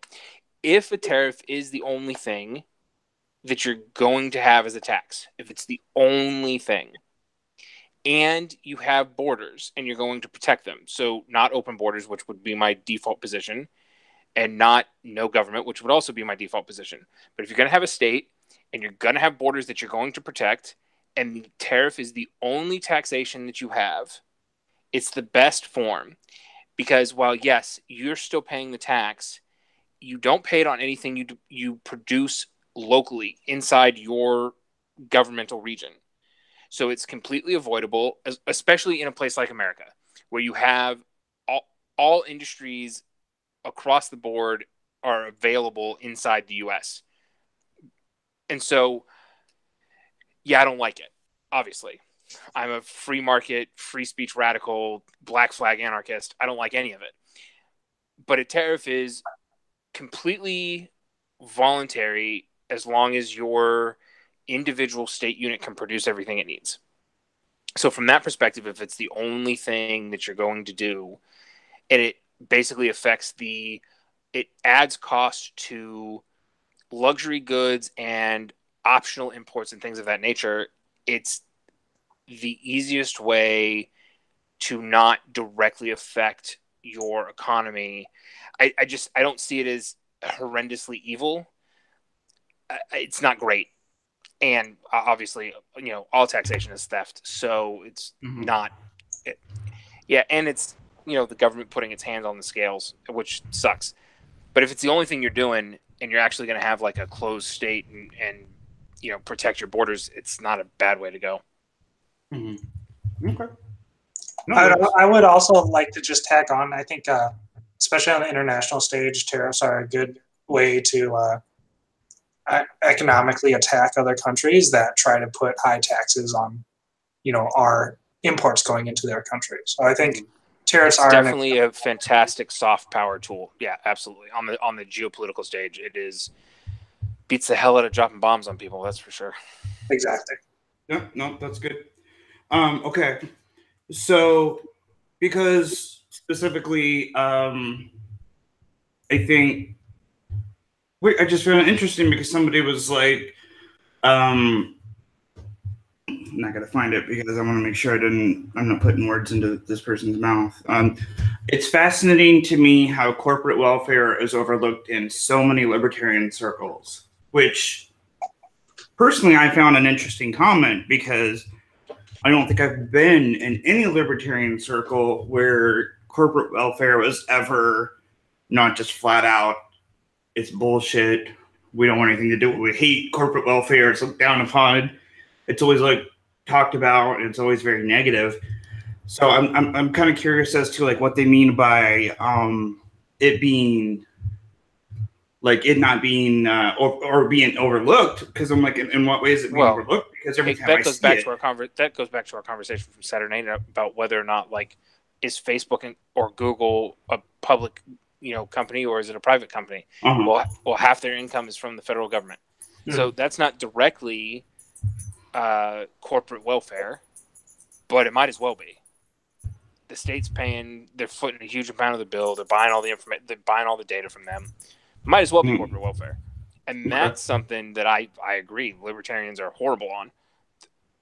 Because it's a private company, you can't, it's constant. Really, private company, you can't say XYZ about it. And there's plenty of libertarians that are good on this, but there's a lot of libertarians that are awful on it. That say, oh yeah, it's a private company, so you can't criticize their operations, which is horseshit. Mm-hmm. Yeah, no, every corporation is open to criticism. Like, if you're a capitalist, you should be very much wanting to be able to criticize corporations for doing something wrong, But, like, to try to, like, protect them just because you're a capitalist, to me, makes no sense. Like, that's not how capitalism works. It's more like, somehow the conflation tends to be criticizing equals advocating government intervention, which is not the same thing. Mm-hmm. Yeah. I think corporate welfare just is asking for trouble. It just opens the door to either government control or favoritism of company, all the way to that company feeding back whatever subsidy they get into bureaucratic pockets. I mean, there's just way too much that could go wrong with it. Yeah. Well, it's them literally receiving stolen goods, right? Yeah. Like, I just want to say real quick. Let's stay on this corporate welfare for a little bit. If somebody has an opinion on it, feel free to just jump in as soon as there's a lull. Like right now, there's a lull. Somebody talk. let's. I think we were doing good on. Right. What's good? Do I still echo? Yes. Frick. Anytime the visible hand interferes with the invisible hand, you have unforeseen consequences. That's just what I think. Except they're totally foreseen if you're an Austrian at all and you're paying attention. Well, you can't predict the exact outcome, but obviously bad outcomes are coming. Unforeseen, I mean, in consequence, I mean the bad usually. So the bailout of 2008, not a good idea. Yeah. No, but predictable. Like if you're an Austrian and you're looking at and you're watching what's happening, it's pretty predictable what they're going to do. The New Deal, prolonged depression. Real quick, like Abby Normal, and hi Abby, welcome. I don't know if I've actually seen you on the streams before, but it's nice to see you popping in. She says, anytime corporations or businesses receive special treatment from the government, artificially reduce prices for land, grant money, tax breaks / incentives, that's corporate welfare. When government interferes in the market to show preferential treatment towards an individual or a corporation, that's welfare. And I feel like, kind of like that's part of the whole like corporatism, crony capitalism thing that I do know a lot of libertarians are massively against, letting the government interfere in businesses in the market and stuff like that, because they shouldn't be allowed to. It fucks up the whole market and the economy when they do stuff like that. Yeah, it actually kind of goes back to this old Bastiat thing where it's, I think it's called the reverse railway, where they're building a train and they plan this train to stop in certain towns so people can get off and spend money.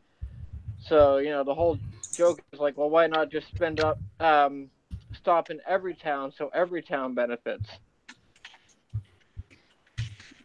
I'm not sure if you're familiar with that. I'm a little fuzzy myself. I haven't read into that in a while, so.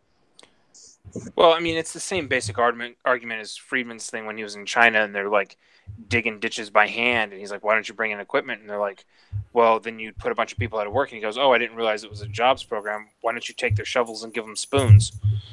Like the incentives for government to handle anything are so bass backwards that nothing they touch can be done correctly.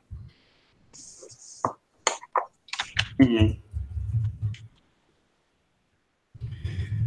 Yeah, no, I mean, I just think, like, for me, I guess there are, like, a lot of libertarians who just kind of ignore it, but when it comes to corporate welfare, because, like, for me, it gets very easily tied into, like, corporatism and capitalism. So that's, I guess, for me, that's why I speak out about it a lot, because I think it's absolute shit. I don't think the government should ever be involved in businesses like that, because it never leads to anything good.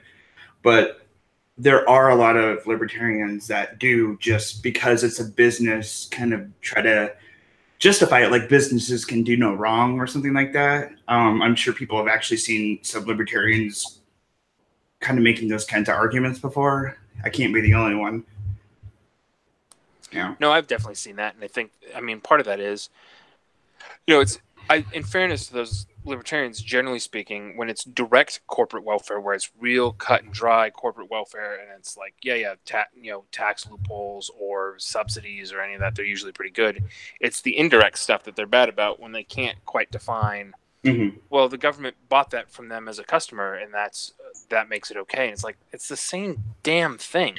Like, there's no difference between the government, like, if I got a great story. At one point, I'm a handyman. I mentioned that the last time, general contractor, and I took a grand piano as payment once.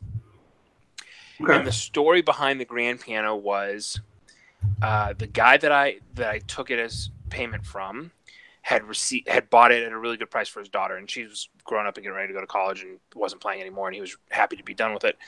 But his story was he bought it for like $1,000. And it was worth like $8,000. And he was thinking he was getting a good deal from somebody. And he'd had it for like 6 months. She's taking lessons. The daughter's playing on it. She's attached. It's her piano. And he gets a knock on the door, and the cops come to the door, and they're like, "Hey, we're trying to track down this piano that you bought." Turns out the guy he bought it from had been skimming inventory from the piano store that he worked at and was selling pianos out of a storage unit down the road, and it was stolen goods.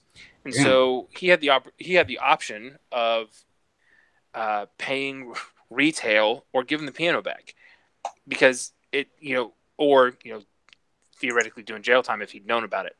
Yeah. So he paid the difference to keep the piano because his daughter was attached to it at that point, but then he's not getting a good deal anymore, right? Receiving stolen goods is a problem.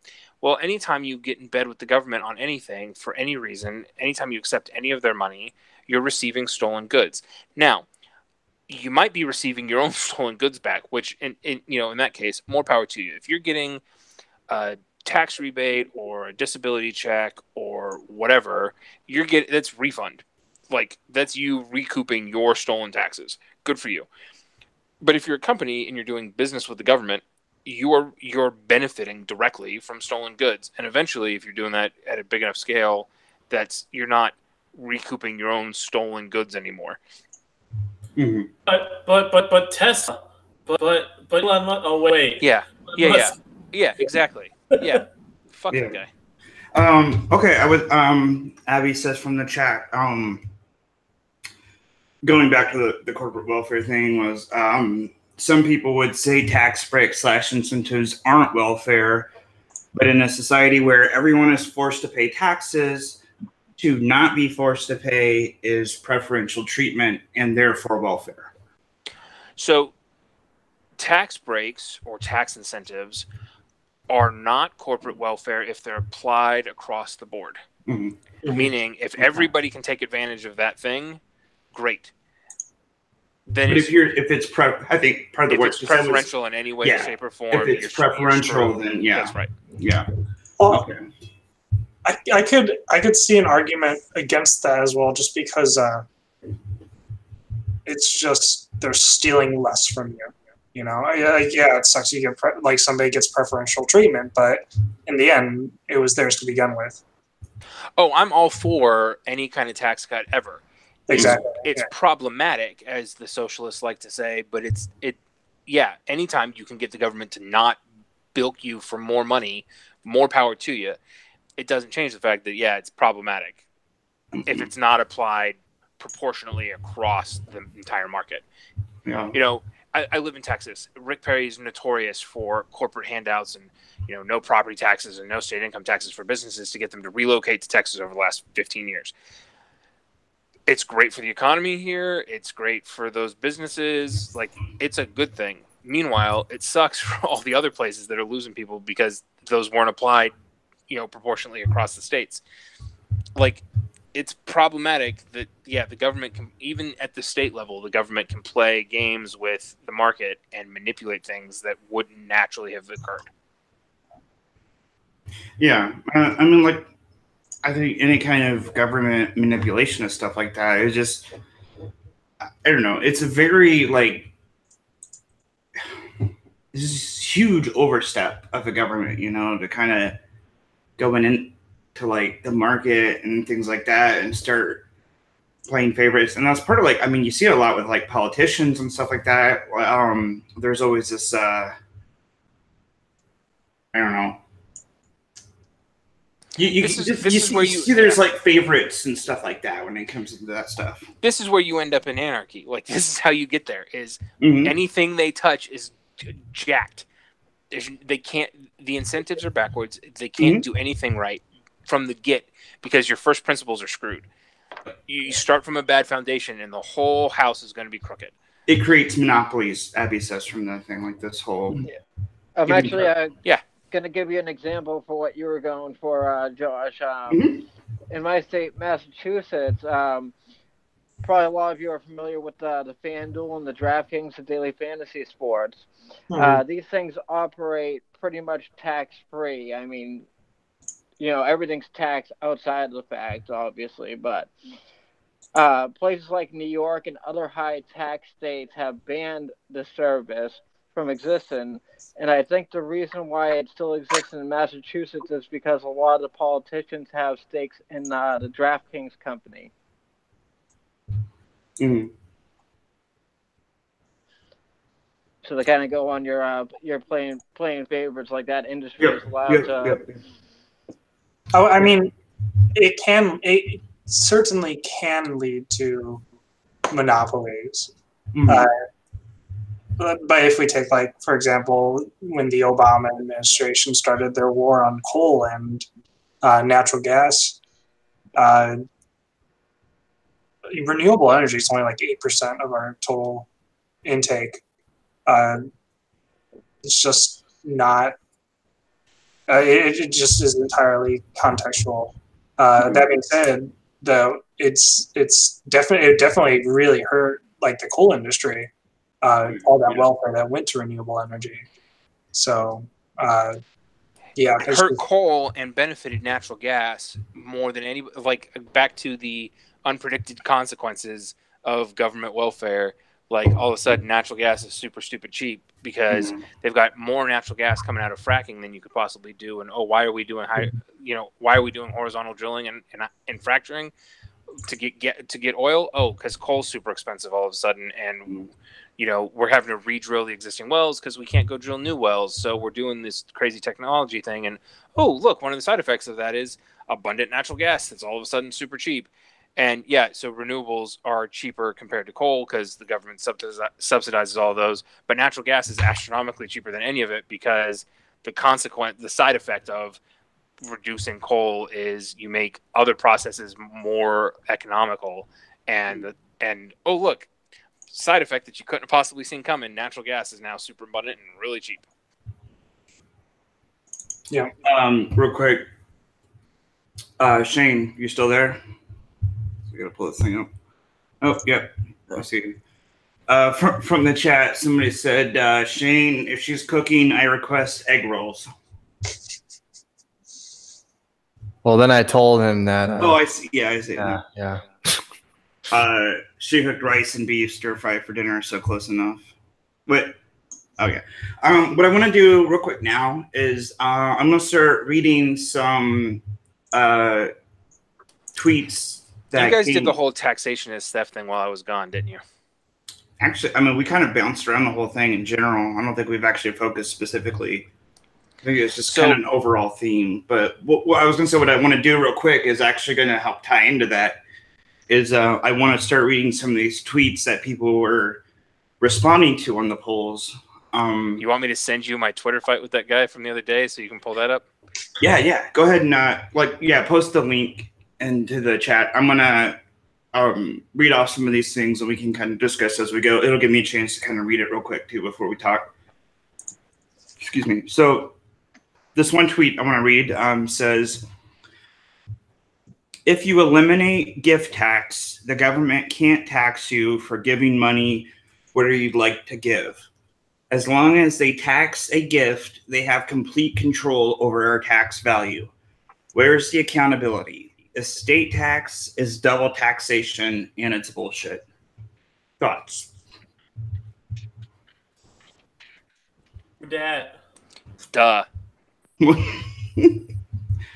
Okay.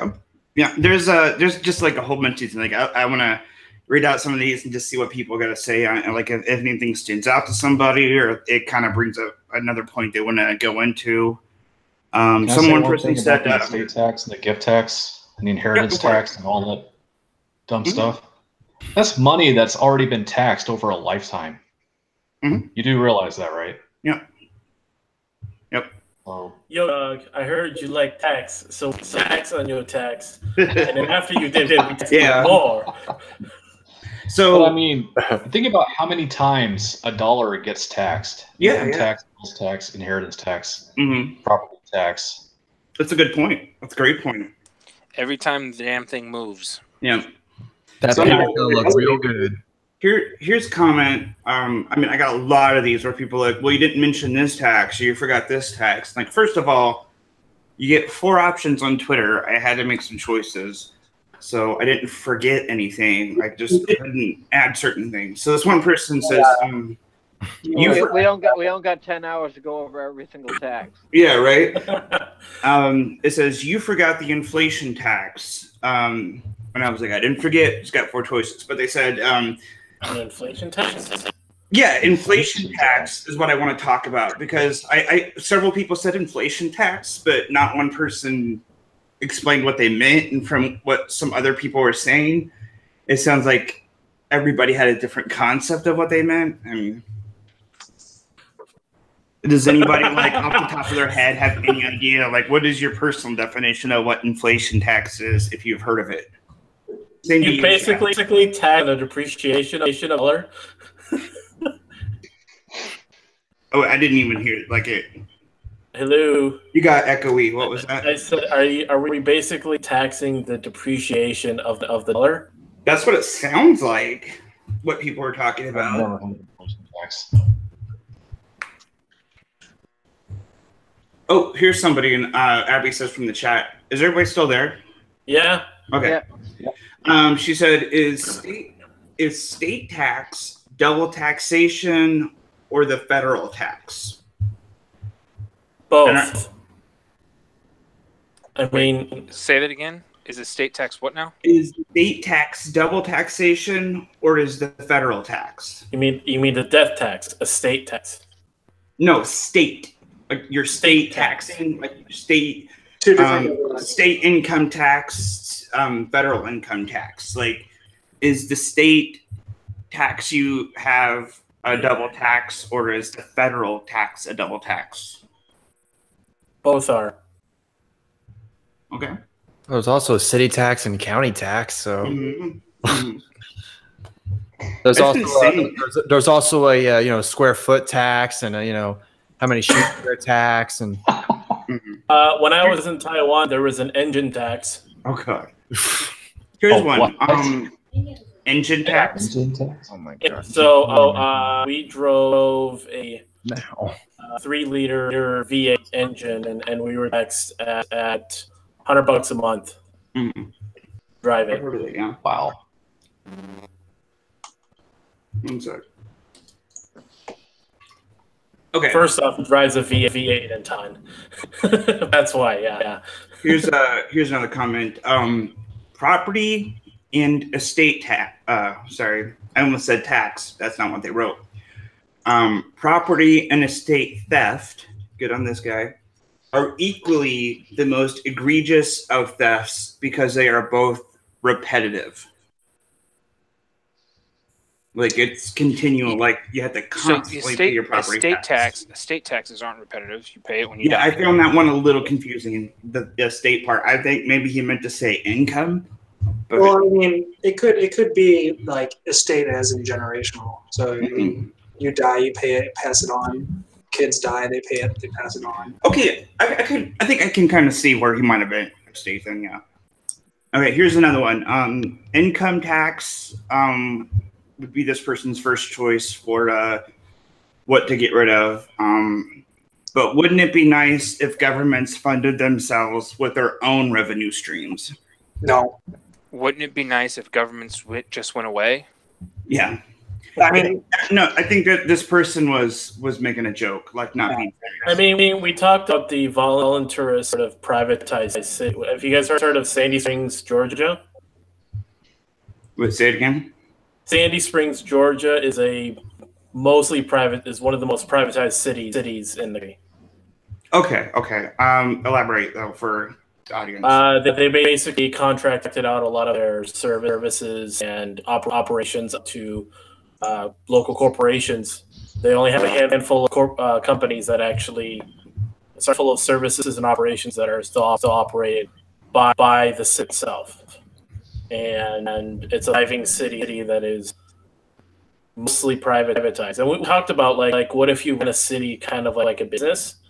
You know, it would like you would have subscription services that would be packaged up and set up for people to subscribe to. Like you have like the citizen package where you live in, you know, wherever you live. Let's say for me, Minneapolis. You live in Minneapolis, you get your standard services and maybe you can bundle together to give you things just like any subscription service, and they're going to run it the whole time better than having your money getting held through taxation. Mm-hmm. Somebody brought up too, you know, in the UK they have a fucking TV tax. You know, the TV license. Brooke, the guy does a stream with Brooke. Yeah, the TV tax, like the TV license, right? The TV license. You cannot watch TV without a license. Now, some people have looked into it. I guess apparently we have a license, but we just incorporated it to some costs of us buying a TV that we don't actually have a separate like license to buy for watching TV. Like if you buy a TV, you're essentially buying licensing to watch TV. Okay. But like if I like buy it off a truck and just like plug it in and it's just one of those things incorporated and there's no real enforcement behind it. Here's what's creepy though, like they'll have signs and stuff on like the buses and ads and things, but the government's like, we know if you have a TV and aren't paying your license fee, like it's fucking creepy. It's more so you're tweeting it. I think 6 people a day in England alone are arrested for hate tweets. Mm-hmm. We actually the way that same tax is applied here is through FCC licensure. Like it's not on the consumer; it's on the stations. Yeah. You guys ever hear of the regional sports fee? Say again. The regional sports fee.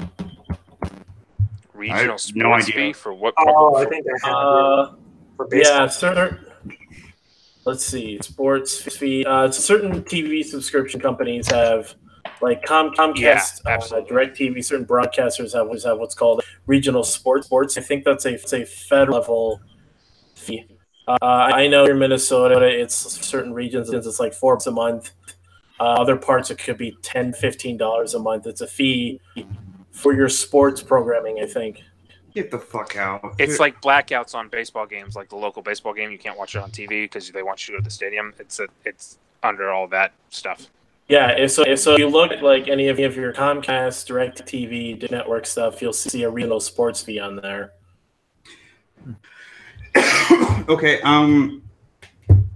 now there's somebody was commenting of like, yeah, you have to pay a TV tax, but you can't decide to take your baby over to an Italian hospital if you want to. Government's going to tell you where you can and can't take your kids. Wasn't that in the UK where that happened not too long ago? Yep. So if you want a hip replacement and real quick, good night to Jason, everybody, which is a co-founder. He's been watching the stream. He's all right. Fun. He's got to go to sleep. So good night, brother. The UK children issues have been really infuriating, especially on Twitter, because the British don't look at their government the same way we do, their state the same way we do, I should say. They specifically see their government as just the legislator. They don't see the judiciary as part of the government, per se. Okay. Now, real quick, because Abby brought up something about consumption tax, which is not something I'm completely familiar with. Has anybody heard of sales tax, isn't it? Sales tax is a type of consumption tax, but generally when people talk about that, they're talking about VATs, value-added stuff. Can you elaborate for me? Because I'm not like completely familiar with the concept. Yeah, so consumption tax is a tax on anything as you're paying for it, right? So like sales taxes, gas tax. But the big thing where like what Abby was talking about, like socialist countries are headed for consumption taxes, it's the value added, it's a VAT, value added tax. Okay. So what happens is at every level of the production chain, as you like say, I mine iron ore, right? And I sell it to the steel smelter. Well, that guy, there's a tax there. There's a value add, right? I mine the iron and I sell it. There's a tax. Well, then the steel guy takes the iron, turns it into steel, and he sells it to the knife manufacturer. Well, there's a value add there and there's a tax. And then the knife manufacturer makes knives and sells the knives to, you know, whatever department store is going to sell the knife to the end consumer. Well, there's a value add there because it's a finished knife product, and so they pay another tax. And then the final consumer pays a sales tax on it also. And so it's like so in the U.S. the way things are set up is if you're like in Texas specifically, if you're a registered reseller, you don't pay sales tax on items for your inventory or things that are going towards your finished product that you sell. So you get a certificate in Texas that says you're a licensed reseller. And so like one of my clients is a licensed reseller. They sell, well, I don't want to out them. They're pretty easy to find. They sell a product. And so if I go to Home Depot to buy parts for them, they want the receipts because they pay no sales taxes on the parts. And so they pay for all, like normally I buy material and include that in the cost, but for them, because they're a licensed reseller, they want to pay for it because it saves them 8.25% on material because they don't pay sales tax. So the final consumer, the end consumer for their product, pays sales tax on what they build and sell. And so they collect that 8.25% and, you know, submit that to the state, but they don't pay any sales taxes on anything that pertains directly to the building of their product. Okay. In Europe, you pay value added tax, you pay VAT, which is basically just sales tax at every step of the way, not at the end. Well, it's taxing on the value that it's growing, right? So like a typical, let's say a steak caught in materials might cost a certain amount, but with the processes of building it, selling it, and selling it, they're taking each step basically. Bingo. Thanks for going into that because, like I said, I wasn't completely familiar with it, so that was and so part of why that doesn't exist in the U.S. is it's double taxation. But it's it could be the US quadruple taxation on everything you buy. Listen, so the U.S. likes to really do that, but they try to be tricky about it.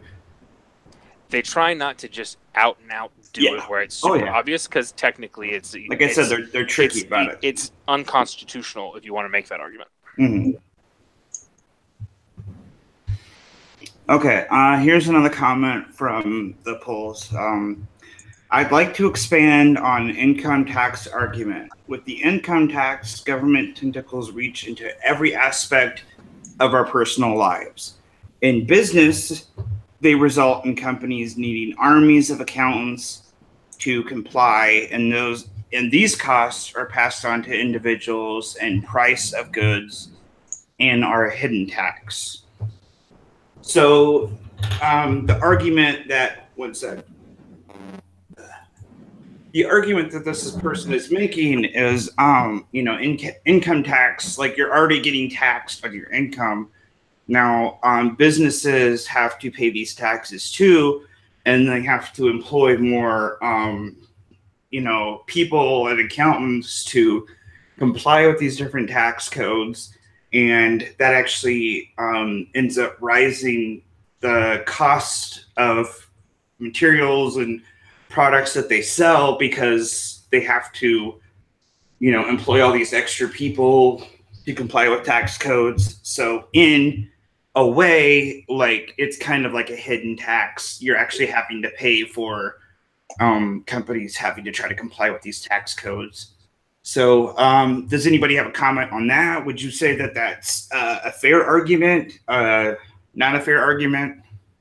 Well, it's another place where regulatory captures a problem, right? Like, oh, we have all these extra rules that you have to jump through if you're an employee or if you're an employer with more than 50 employees.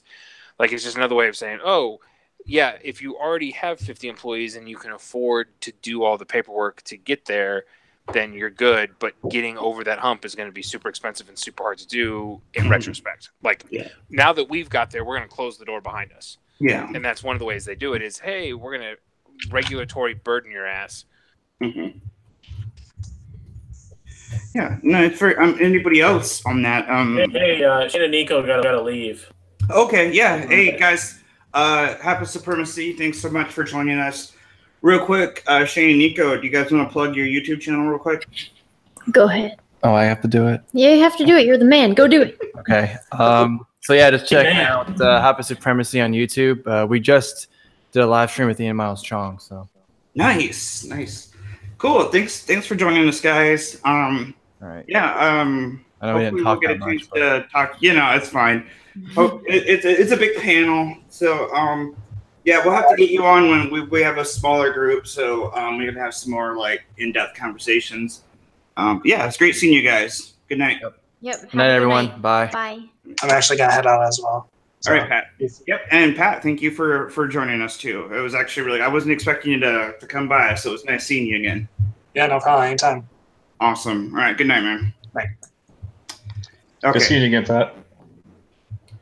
Now we can get intimate. Now I can go all Everybody black take flag your without shirt. chasing Pat away. Everybody take your shirts off. All right. Get the lotion. Abby from I already got Right. mine off. You can't tell though. All right. Oh, we don't need to Got that know. conservative guy out of here. The conservative's gone. Now we can be ourselves. Yeah, I can go all black flag on everybody and not worry about chasing them away. Abby from the chat says, let's create more useless administration jobs through regulations, commenting on the hidden tax thing we were just speaking about. Yeah, I mean, And then Kitty Testa Cecilia from the chat is taken off. So thank you, Cecilia, for stopping by.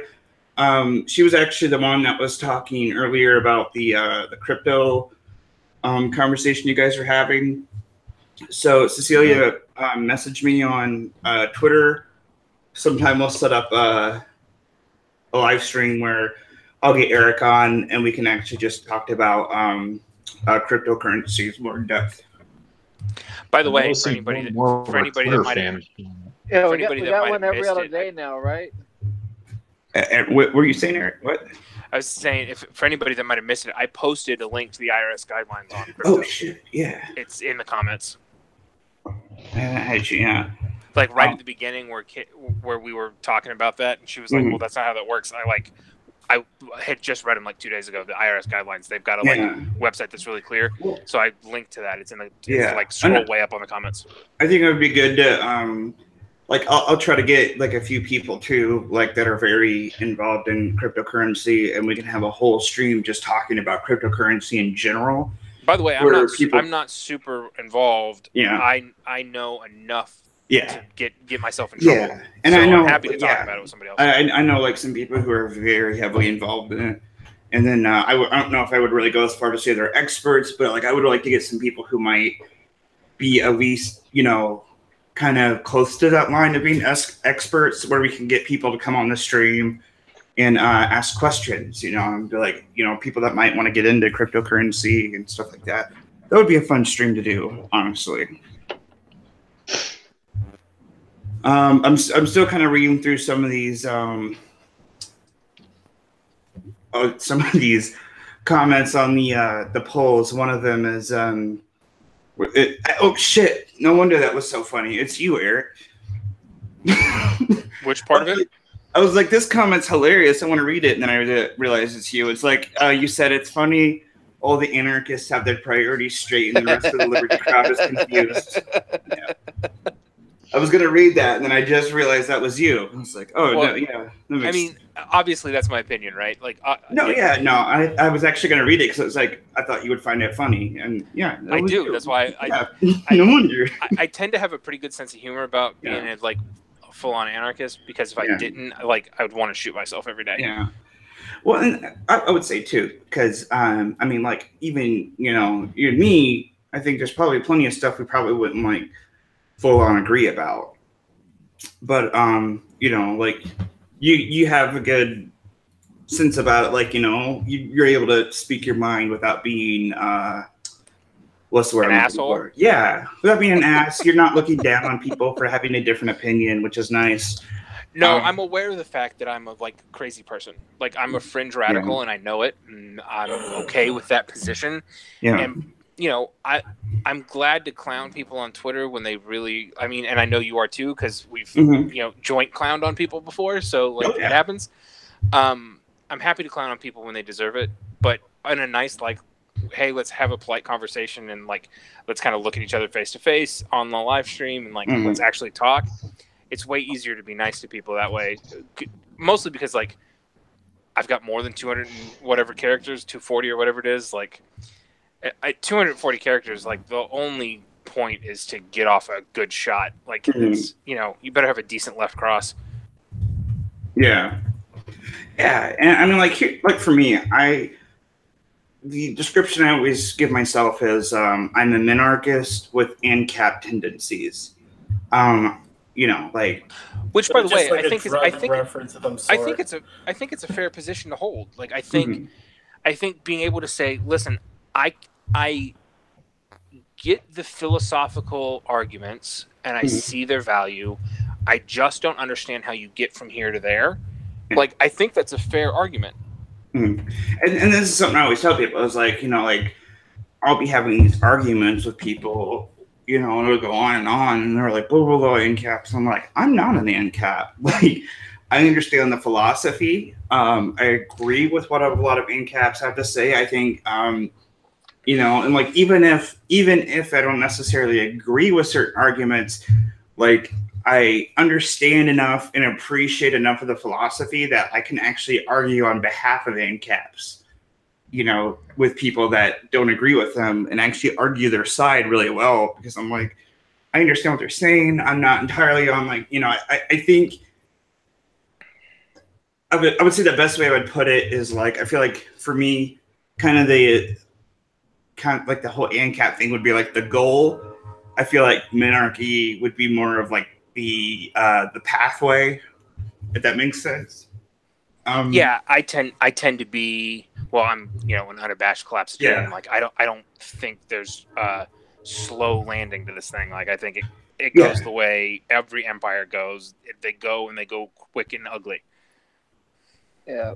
And even as a minarchist, I usually argue as an ANCAP when I'm talking to people that aren't in the libertarian community, privatize this, privatize that, because even being a libertarian in a normie circle, that's close to anarchy anyway. So, well, especially in the Communist Republic of Massachusetts, oh yeah, yeah. There's actually from Think Liberty, Lonnie Dupree. He's come on some of these live streams before, and so I told him, I was I describe myself as a minarchist with ANCAP tendencies. And he was like, yeah, I feel like I'm the opposite. I'm an ANCAP with minarchist tendencies. It's interesting how, it was actually really funny because I went into my daughter's school because Veterans Day is coming up next month. And I was talking to the principal. I had a meeting set up with him.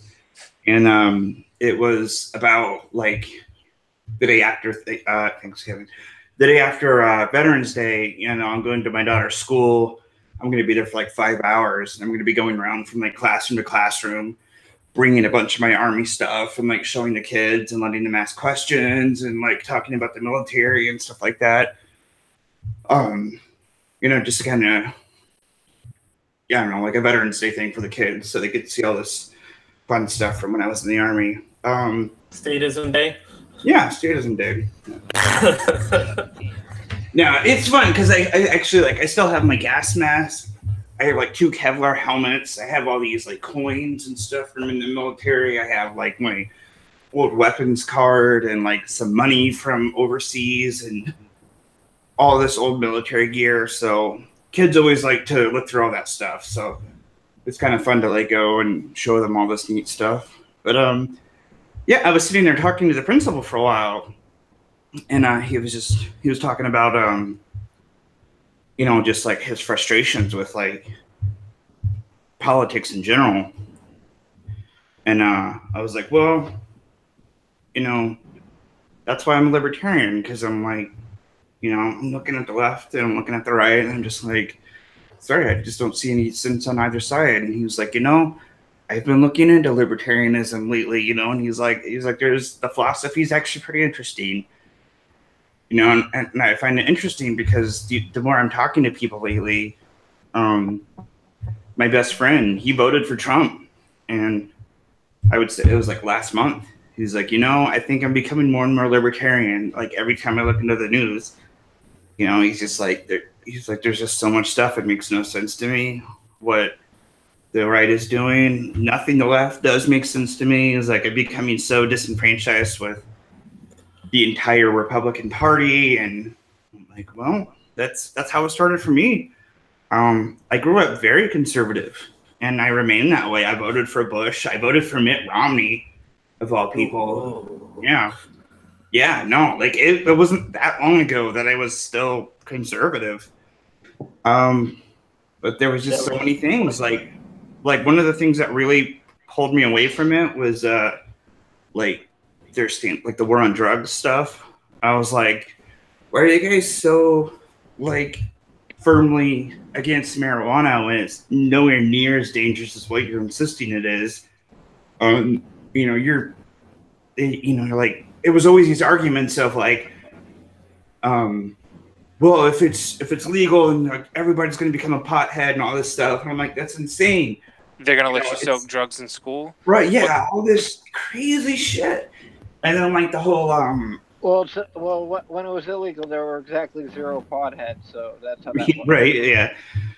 And then it was, the whole gay marriage thing and just a lot of stuff. And it's just like, why are you holding these views? Like, one of the things that really annoys me, like, you know, growing up in church and stuff like that, you know, my parents are very religious, and I always had this issue of, like, I have a huge problem with churches preaching politics from the pulpit, you know, where, like, I've sat in a church and you hear this preacher telling the congregation who they're supposed to go vote for.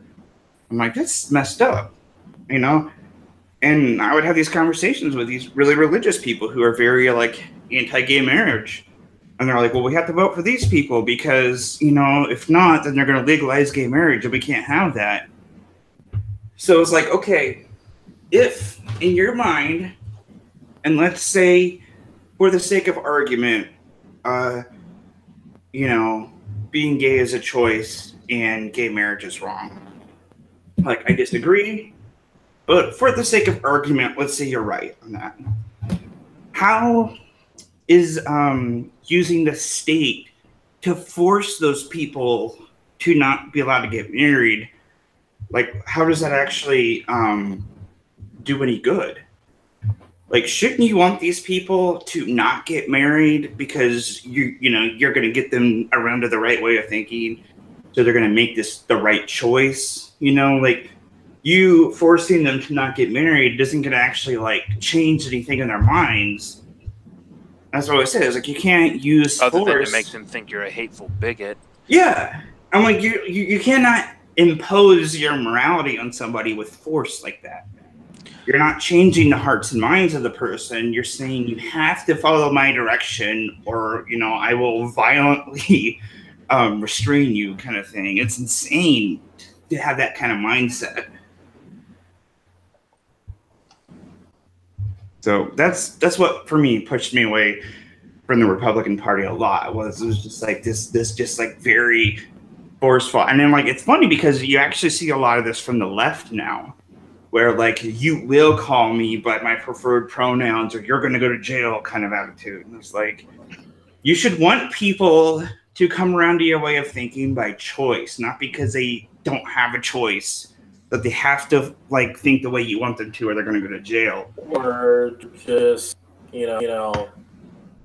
science and shit about gender. Mm-hmm. Sorry. No, it's just insane though. Like, I think we're probably gonna wrap up the stream in the next 10 minutes, but yeah, no, it's kind of insane to be like using force to impose your morality on somebody. And here's something I want to say. And we're already away from the whole taxation thing, so I'm curious as to. And we never did taxation as theft. Damn it. No, I think like that was just a good overall theme, but for me, and this is something that like I'm curious to hear what you guys would say. Like, even when I was pro, like, like I didn't have any problem with gay people getting married or anything like that, but I would never bring up, because people are like, are you pro gay marriage? And then I would always say, like, I'm on the fence about it. And people would get like really like, oh, how could you be on the fence? I'm like, no. Here's my problem is, I don't like the idea that we're going to go ask the government for permission for gay people to get married, because I don't think the government has the right to say you can't get married in the first place. So if you're going to the government and saying, hey, can we please get married? You're kind of like giving the government the authority to be allowed to say you can or can't get married. You should be more of, well, we're going to get married. You can't actually stop me kind of attitude, I don't know. And it's hard to explain that to people without them really understanding where you're coming from. That's one of the reasons why I feel like I fit in more to libertarianism, because I could say that and like with libertarians, and they didn't like lose their shit at me. They're like, oh yeah, I could kind of see, like, I might disagree, but I can get where they're coming from. I mean, my answer to that question is super easy. Mm-hmm. Go ahead, Michael. I'll go next. Okay. The thing with the marriage thing for me, it's like, all right, well, we're not like killing gay people, so like that's like the main like human rights violation, obviously. Mm-hmm. With marriage, it's all within state. Like, you can have like a little pagan festival ritual in your backyard without anyone knowing about it, and you'll be married by your little weird religion or whatever, but you won't be recognized under the state as Mr. and Mrs. whatever, or Mr. and Mr. whatever you want to do. So it's like, what's the big deal? It's like, you can have. It's not like there's government saying that you can't be in a relationship with someone, you can't like make vows to someone. It's all about the obviously there is problems with that, because there's all these stipulations that come in with it, but like I said, it's basically just under the state, like being considered married, not actually. Like they're not hunting down people. And that's like no, but there's all sorts of insurance and family issues that and it's exactly the government being involved in marriage at all is what fucks that up. So I've got a single sentence explanation for how I come down on gay marriage. The answer is, I'm for equal treatment under the law, but I wish the state wasn't involved at all. Yes. See, okay, and like here was always my thing. It's I would very much agree. Like, the state shouldn't have involvement. And everybody is always like, well, it's for like, insurance purposes and this and that. And I'm like, okay, there should just be paperwork where like because my whole argument was always like, if certain couples, like a gay couple, if they're not able to get married, like the boyfriend or the girlfriend like might not be able to go into like the doctor with their significant other because they don't have this like marriage paperwork. There were things like that. There were actual incidents like where they just couldn't do that. Yeah, but that more points to like another intrusion of government, not so much not being married. Yeah, well, and it was even like not even necessarily like government in a lot of cases. It was like hospital policy and stuff. So my thing was always like, okay, here's the scenario. You have a straight couple and you have the guy just doesn't believe in the concept of marriage. He loves this person, wants to be with them forever.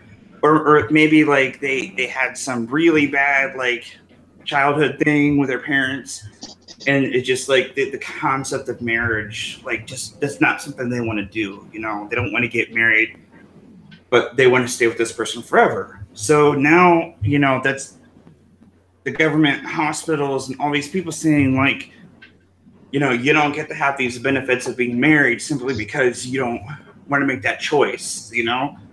So like there are plenty of instances where it's not just because it's a gay couple, you know, you can very much run into those same situations where it's a straight couple, they just don't want to get married. So I'm like, it should be very easy to have this paperwork you can fill out and have the documentation where you can go to a hospital and be like, yes, this is my significant other kind of thing. For me, like with a lot of my health problems, my wife is my caregiver. So we have these forms filed where she's allowed to answer phone calls for me. She's allowed to set up appointments for me. She's allowed to request like mental health information for me, which is usually like very restricted, but you know, she's allowed to do all this stuff because we have this paperwork filed, you know? So I'm like, there's paperwork, there's all kinds of stuff, forms and stuff you can figure out to where you can have these benefits without having to get the actual state involved to take care of all that for you, you know? Yeah, powers of attorney and things like that. Yes, exactly. It's still an appeal to authority. It's still getting the state involved. It's a gigantic clusterfuck. Well, no, and like it doesn't even have to, for a lot of stuff, it doesn't even have to really have the state involved. But I think having something where, you know, like, and Abby says, like medical power of attorney and living will. Yeah, like having just a form that you can have in a folder that doesn't have to have the state involved, where you could just go through like a lawyer or something. And it's more for hospital policies where they won't let somebody that's not family in, you know. I don't know. That's a whole nother mess, to be honest. But real quick, I'll say, if you guys want to, for taxation is theft. Eric, would you just hear taxation is theft? What comes to your mind? Duh.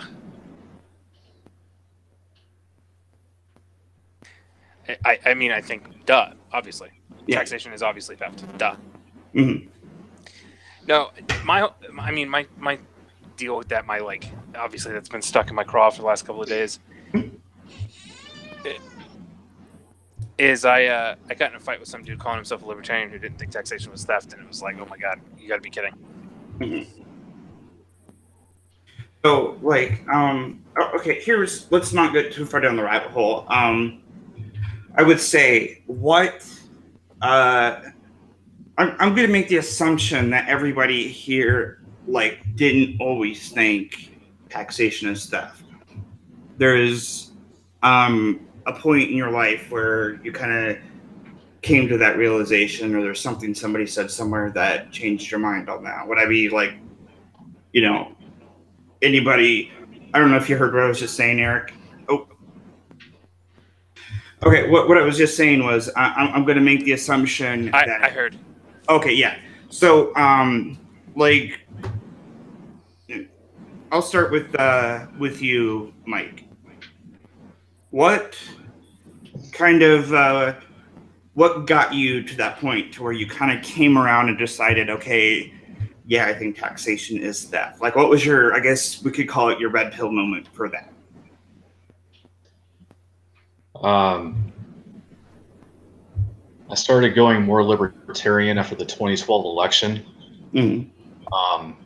All the talk with, well, I guess all the campaigning back and forth between Romney and Obama, talking about wasteful spending this and budgets that and pork barrel spending this, and then looking into it more for myself and seeing just all the dumb stuff the government spends money on. Mm-hmm. That we pay for. Mm-hmm. Okay. And I mean, I know people always talk about, well, it's for public services and it's for roads and it's for a civilized society and all this other bullshit that they like to feed you. But really, if they tax you the bare minimum, they could pay for all that stuff, but they tax you a lot more than the bare minimum, and then they waste it. Yeah. And not only that, but they keep raising their own fucking salaries. So, yeah. No, that's a good answer. Michael, I'll go with you. For you, like what kind of finally brought you around to the idea that taxation is theft? I mean, I was always kind of in the classical liberal department. You know, being from Massachusetts, especially in like a very historic town, I got to, you know the history very well and get acquainted to the basic ideas pretty well.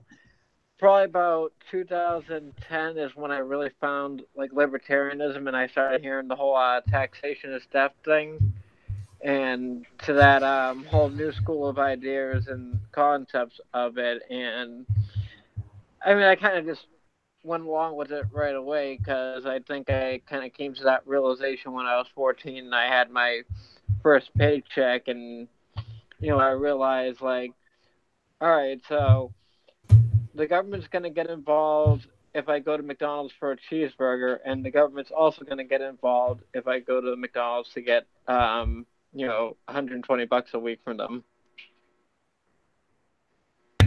Yeah. Okay. Amos, what about you? First off, can I say I think the free taxation that's theft is such an NPC meme. I was gonna say that, but I skipped on it. But go ahead. No, it's it's become. I'm starting to see with the NPC meme that it's definitely becoming too much of more of a catchphrase than really any principle behind. Like people just say it to say it. But third, taxation is definitely theft, but more so taxation is extortion. Because stealing is one thing.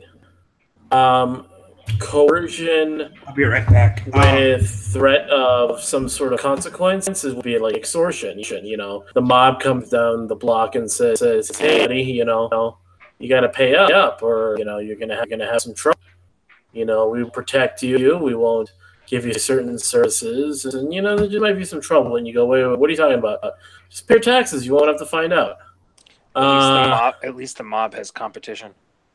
Yeah. You borrow money or whatever from and then when I realized that if you looked, you basically compared the way the government spends your tax dollars and the debt everything, and if you like scaled it down person, like imagining you having you were a typical $3,000 a year earner, and you were spending $45,000 a year continuously, and somehow the bank was still loaning you money. Like, do you see how messed up that is? and you're also raising your credit limit, well, just bare minimum interest payments. Most and your money is not really even earned that right. You're just extorting money, and you're not even doing that with it, and you kind of get a crazy psychic mobster that is state. That's how I kind of really broke it down. Once the 2016 mid 15 into 2016 with the election, I really was kind of, I guess, had eyes open to the idea of what taxation really is, how it really applies.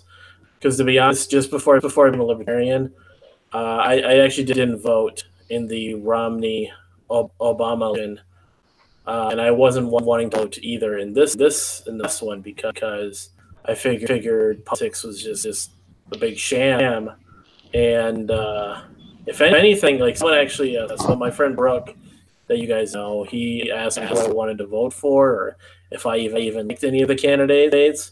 To be honest, I actually kind of thought Sanders seemed like an okay guy without any knowledge of policies or consequences of like actual socialism happening.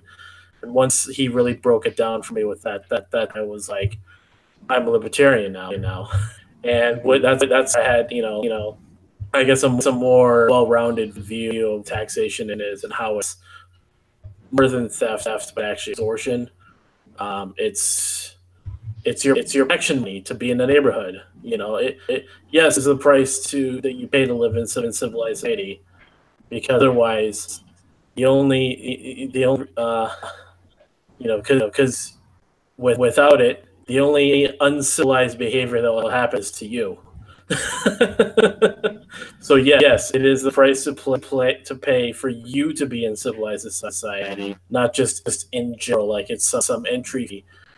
Idea of the social contract that I never understood the logic. Like, really, I'm just born into this country, therefore I'm just born into this contract somehow. Like, how screwed up is that? Oh, just go to another country. Yeah, okay. Cool story, bro. Yeah, I've got a Mark Skousen meme that like quote card that I post every once in a while. When that the taxation is the price we pay for a civilized society, and it's taxation is the price we pay for failing to build a civilized society. Because if we had a civilized society, we wouldn't need taxes. Yeah. So, but I don't know if I missed it, but Eric, did you give your? No, you didn't miss it. I didn't give mine. All right, go for it. So, I don't have a point where it was like, oh yeah, taxation is theft, where it just like hit me all at once. I heard the meme at some point after the 2012 election, probably because I was following the Ron Paul campaign pretty closely at that point, and so that probably would have been the first time I heard like just the phrase like taxation is theft. And it just struck me as like, well, oh yeah, like obviously. And part of that for me is like, I'm a third generation. I don't want to say third generation anarchist, but I'm a third generation dissident, I guess. And so, as conservative as my family tends to be, and as kind of Christian conservative as they tend to be, they are fringy enough in that group that they're highly skeptical of government in the first place. And so I kind of grew up, even though it was like, Rush Limbaugh and, George Bush is great. And I enlisted like right out of high school and all that. There was still an underlying skepticism to all of that. And so anytime as I was like getting older and paying more attention on my own and not just regurgitating whatever my parents were talking about or whatever was being discussed at church or on Rush Limbaugh, it was like, oh, anytime I'd encounter something like taxation is theft, it was like, oh well, yeah, duh. Like as soon as you'd hear it, it would just register because I'd spent my entire life looking at the government skeptically in the first place. So that's how you end up as an anarchist. Yeah.